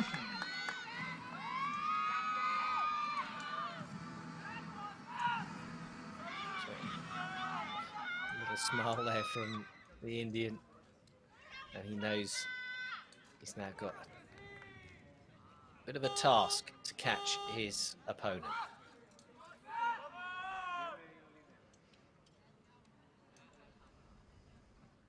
(58 to 59).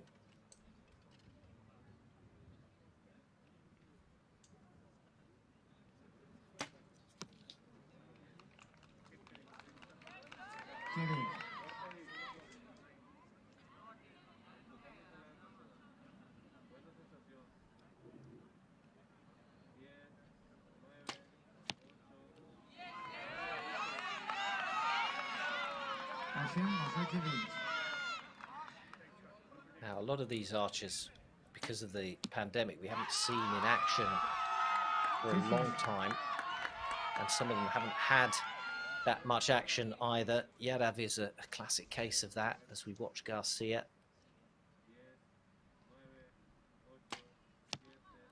And it's another 9 for the Mexican. Yadav at his first major tournament, really, since 2019. And he looks like he's back in the hunt.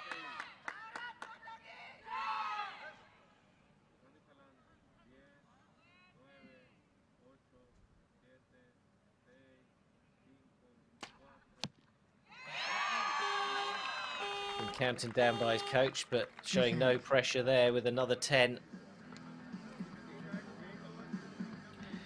So the Indian has managed to square the match.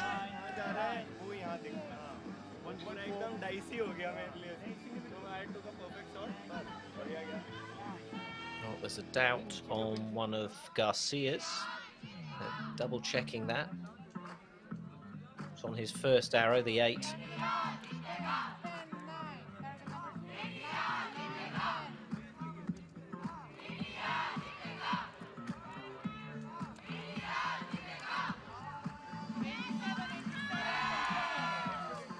Proszę Państwa, mamy remis w tym meczu.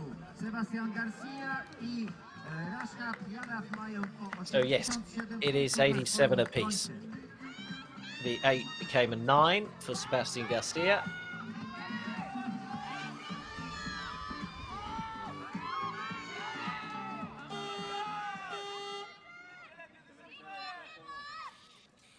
All square, 87 each, and there are just 2 ends to go.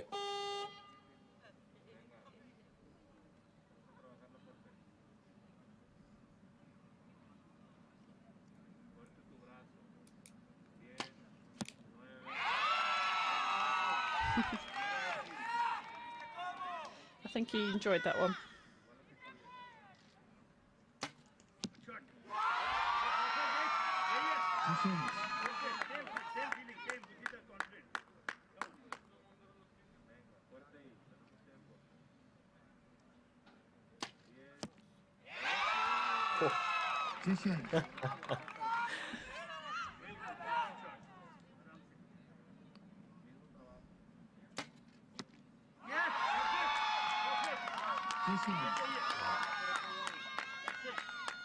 They are locked.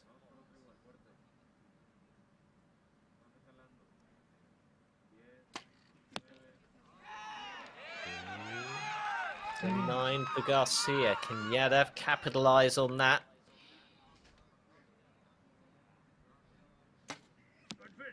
He does. The Indian goes ahead and will go into that final end with a 1-point advantage.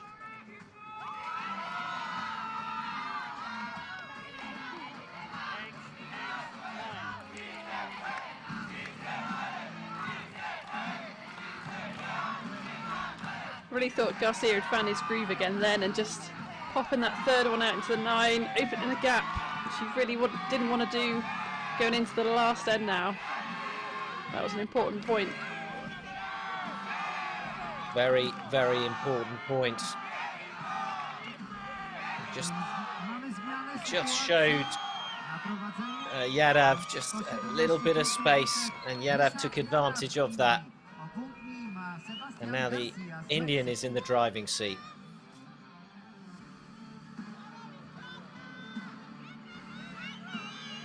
So Rishabh Yadav, his first major tournament in 2 years at the age of 18, and having started 2 points down after the first end, now steps up with a 1-point lead over this man from Mexico.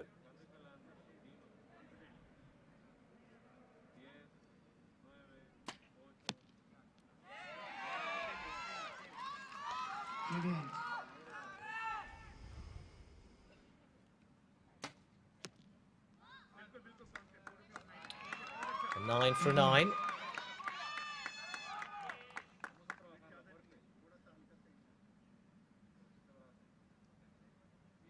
Penultimate arrow. And it's a 10.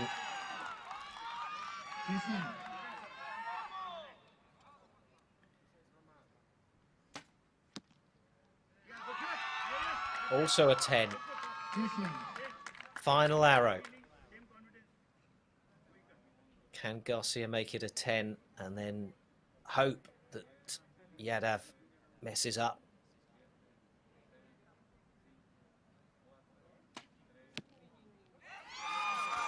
Wow. Was it on the line? Was it a 10? It's a liner. It's going to have to be checked. And it's a 9. So is that. So it's all square, but we need to check that that Mexican arrow.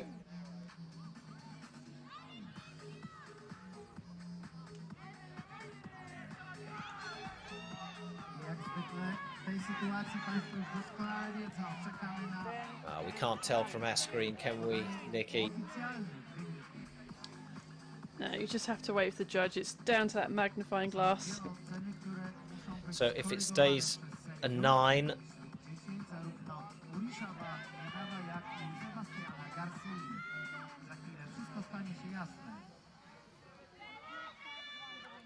if it stays a 9, then Yadav wins this. It is a 9. And Rishabh Yadav of India at 18 wins the Youth World Championships at under 21.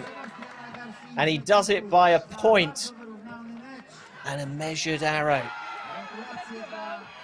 145 to 144.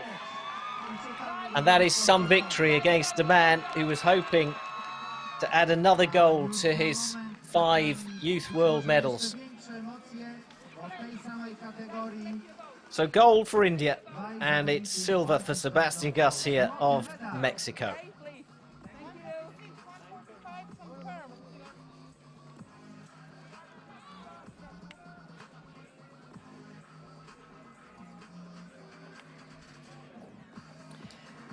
So this is how the match unfolded. It was so close, wasn't it, Nikki? It really was. Yeah, just a point in it in the end, and a nail biter from start to finish. Some great shooting from both archers. Sorry, I got slightly excited there by the medals. Of course, let's just confirm that Rishabh has won the bronze medal. We've covered a lot of matches here today. So congratulations to Rishabh Yadav of India, who takes the bronze medal in this match against Sebastian Garcia of Mexico, who will not add to his 5 youth worlds. And now, please welcome the athletes to the field of play. And now we will find out who really will win the gold and the silver medals.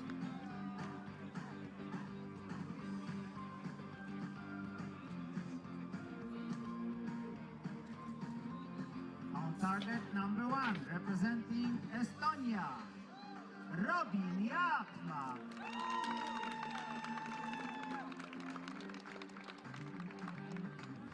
On target number 2, representing France, Matteo Mangele.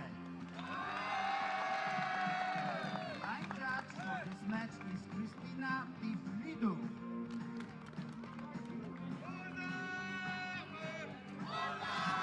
So the gold medal match in the men's individual under-21, Robin Yetma of Estonia will face Matteo Mangele of Italy.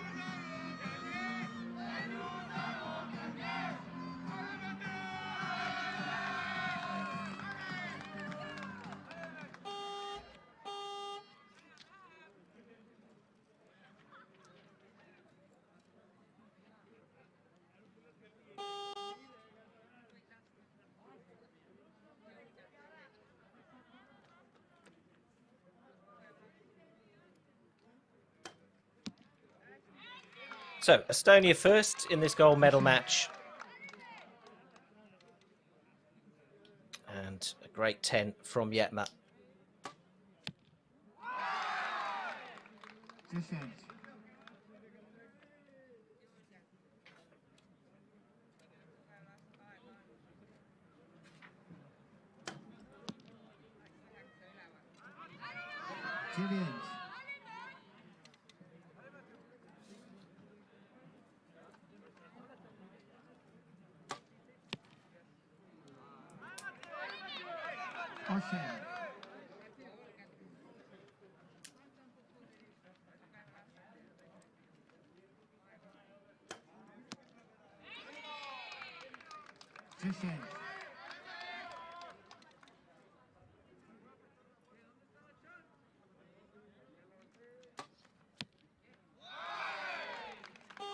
10. So, blistering start to this men's gold medal match.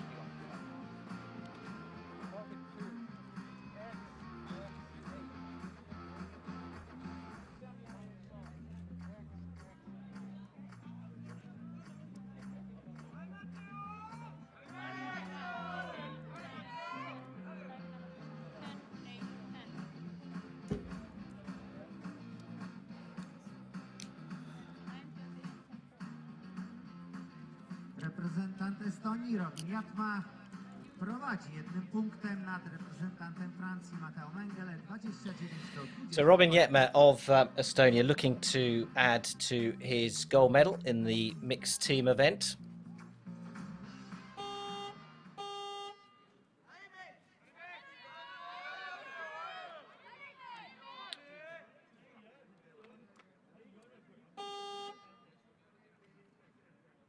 So the Frenchman, Matteo Mangele, going first as the chasing archer, 29-28. And that is a great 10 from him.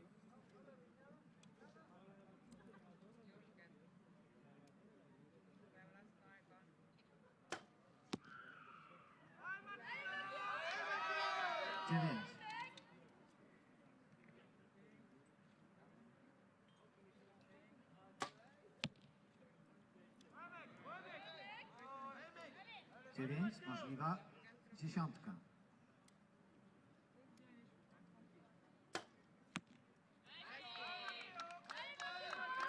10.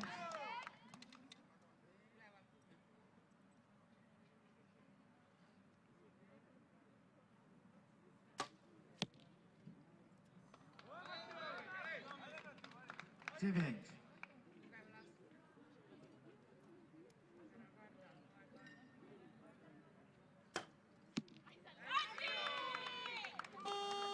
10. So 2 10s and a 9 from the Estonian. And he creeps further ahead of the Frenchman.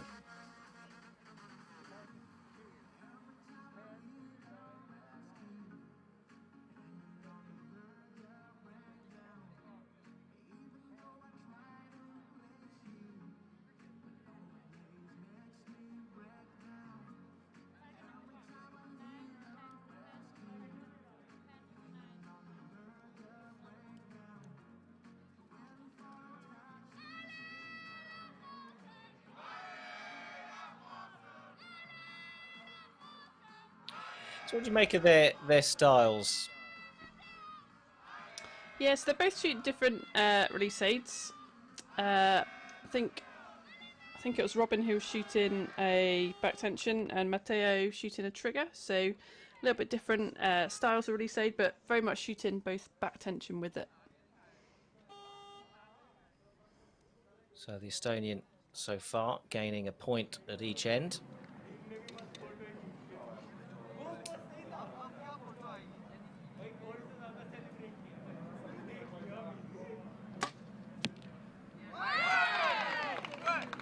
See the way the body reaction after that shot breaks. There's forward and backward pressure, so you can tell that it's a true back tension shot.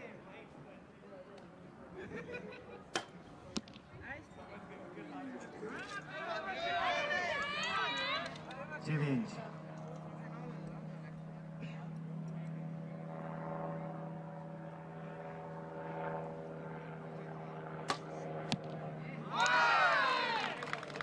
10.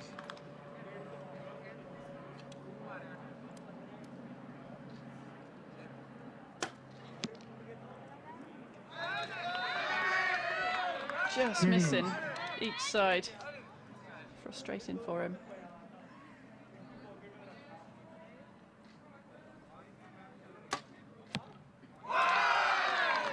Dziesięć.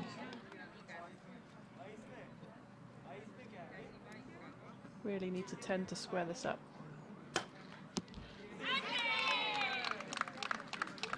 10.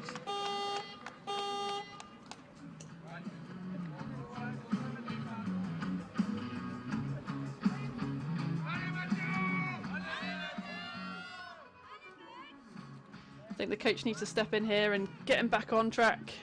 Looking pretty disappointed, despondent. Needs to release some of that tension and get back to the shots he knows.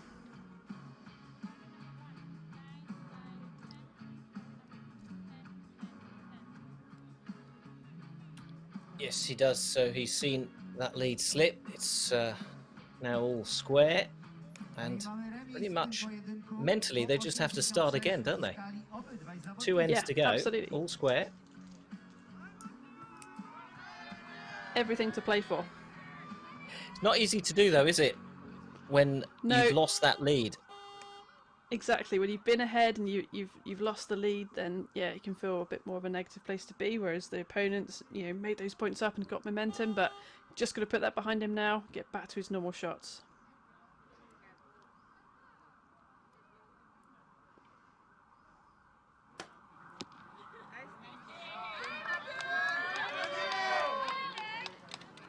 Dziesięć.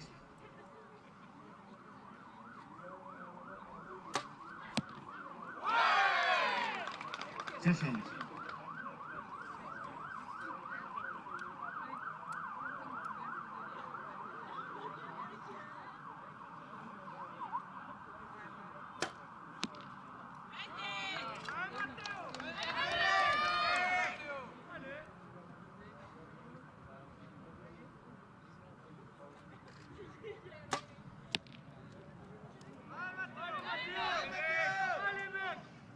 Going a little bit wrong for Margel.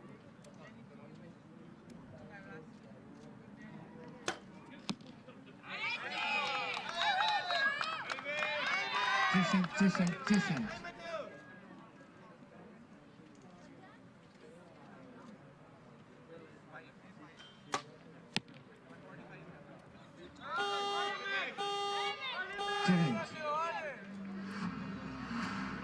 So that lower arrow was probably on the line for Mangel. But a perfect score for Yetma, his first of the match, bringing him up to 116. What was interesting there was, Mangel's first shot. It was a 10, but you could see he wasn't happy with it. It was a bad reaction to his body. Wasn't quite lined up where he wanted it to be. Then he followed up with 2 more 9s. So again, now we've switched over. He needs to put himself back in this. It's everything to play for. 2-point deficit going into the last end. But, we've seen him shoot a perfect 30, so it could go either way here.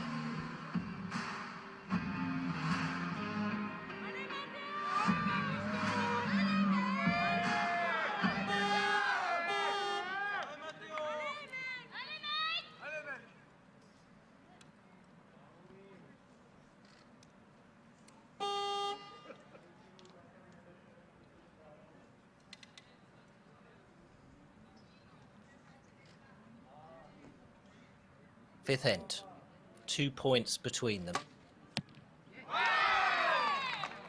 And it's a good start for the Frenchman.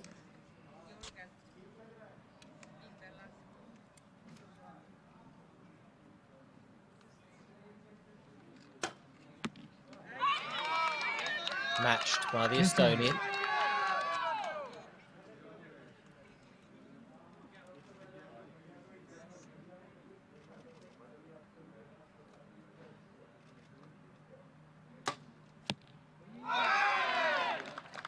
And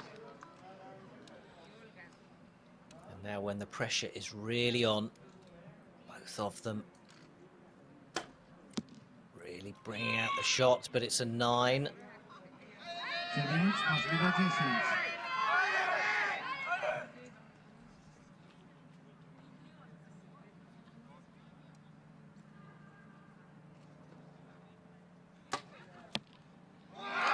And another 10. Perfect score for the Frenchman, just when he needed it most. Final arrow. And it's another 10. And so it is victory for Yetma of Estonia. There were a lot of highs and lows for him during that match, but he's overcome them. And he comes away with a gold medal. His second of these championships after the mixed team success. And it's silver for Matteo Mangel of France.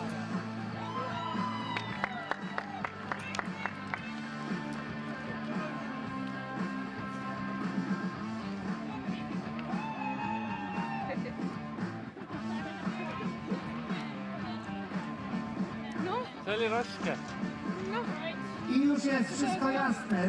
Yetma z Estonii wywalczył złoty medal.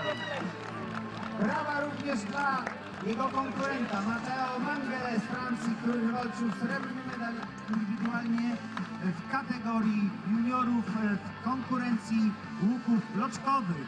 A za chwilę ostatnia Both men shooting 2 perfect scores.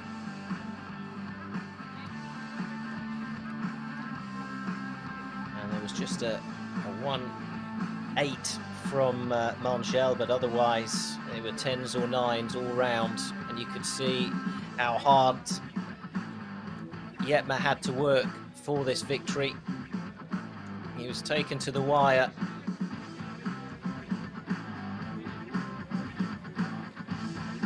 But he managed it in the end.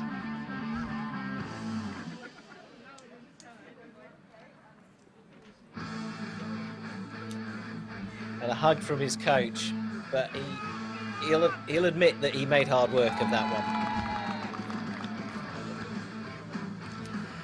So, just to confirm, in the men's individual junior under-21 section, it is victory for this man, Robin Yetma, Robin, Let's hear from him now. individual world champion, how does that sound to you? It sounds amazing. I'm really happy. I worked really hard for it, and I'm very happy that it finally paid off. At some point, do you think that you had lost the match? No. The third round, I think I shot really decent shots, and they were a little bit out. But I thought, like, there's like, keep going, make the good shots, and hope they'll fail. Your results came out very fantastic, 2 gold medals. Is this what you expected here? Yeah, actually, I told my mother a month ago that I will take two gold medals here. So yeah, it's good that I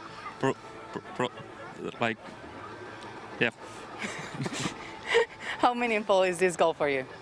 How meaningful? How important?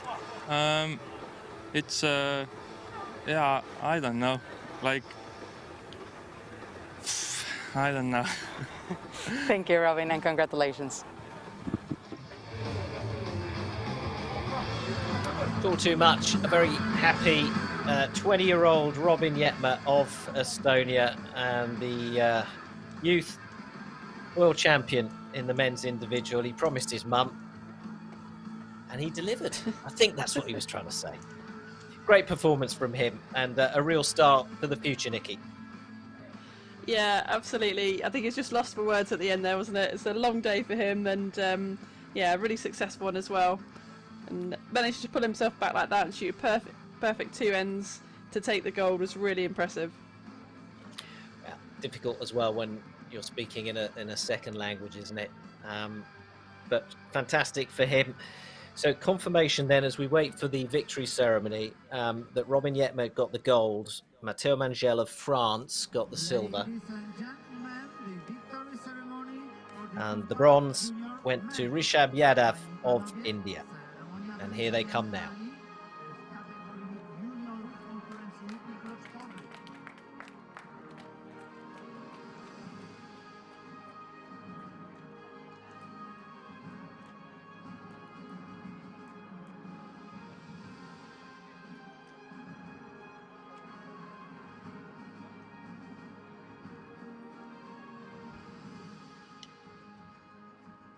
Medals will be presented by World Archery First Vice President Mario Scarcella.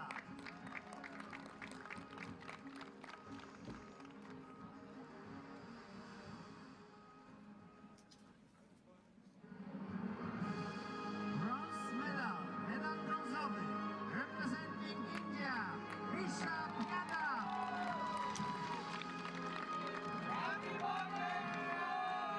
18 years old, Rishabh Yadav, who beat Sebastian Garcia of Mexico to the bronze medal.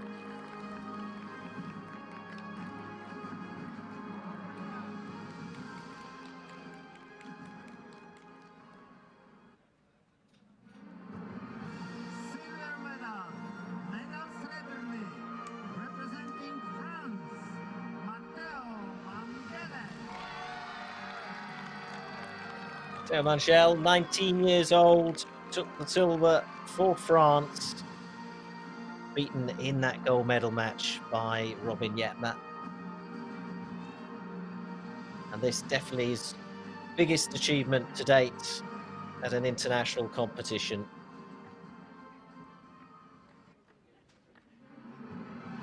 Gold medal, złoty medal, representing Estonia, Yetma.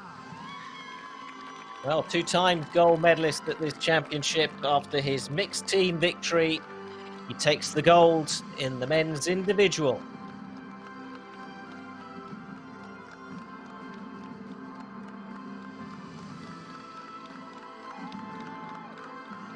Ladies and gentlemen, please stand up for the national anthem of Estonia. Panie I panowie, proszę o powstanie do odsłuchania hymnu narodowego Estonii.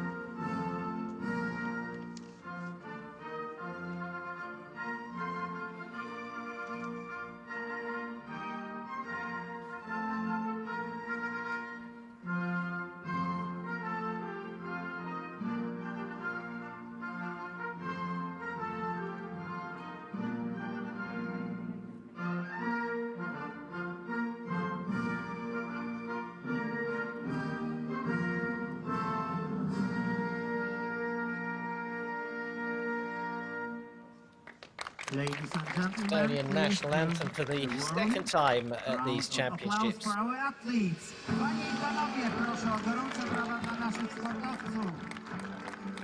Thank you very much. Dziękuję bardzo. This concludes the competition for today. Congratulations to all the athletes taking home a medal. Action will resume tomorrow morning at 10, when Recurve athletes take center stage yet at the Academy of Physical Education in Wrocław, Poland. Have a great evening.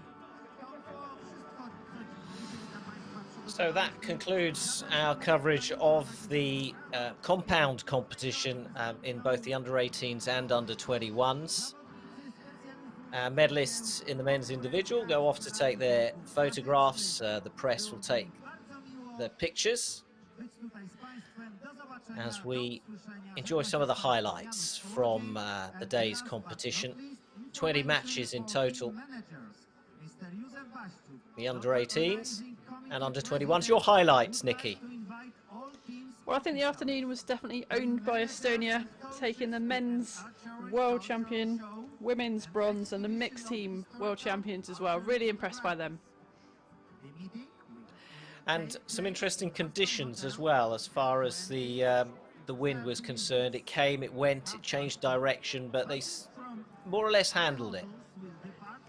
Yeah, I mean, not bad conditions. We got caught out by a few gusts at certain points, but other than that, yeah, really good conditions.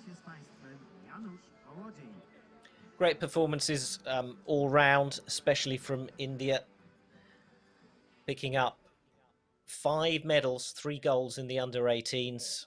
And there is the field this evening, as they will now start to prepare for the Recurve Finals, which we will cover live on Sunday. So that concludes our coverage of the compound. Thanks very much to Nikki Hunt for co-commentating with me. And in total, I make it 9 countries sharing the medals in the compound. But from me, Alec Wilkinson and Nikki Hunt, it's goodbye for now.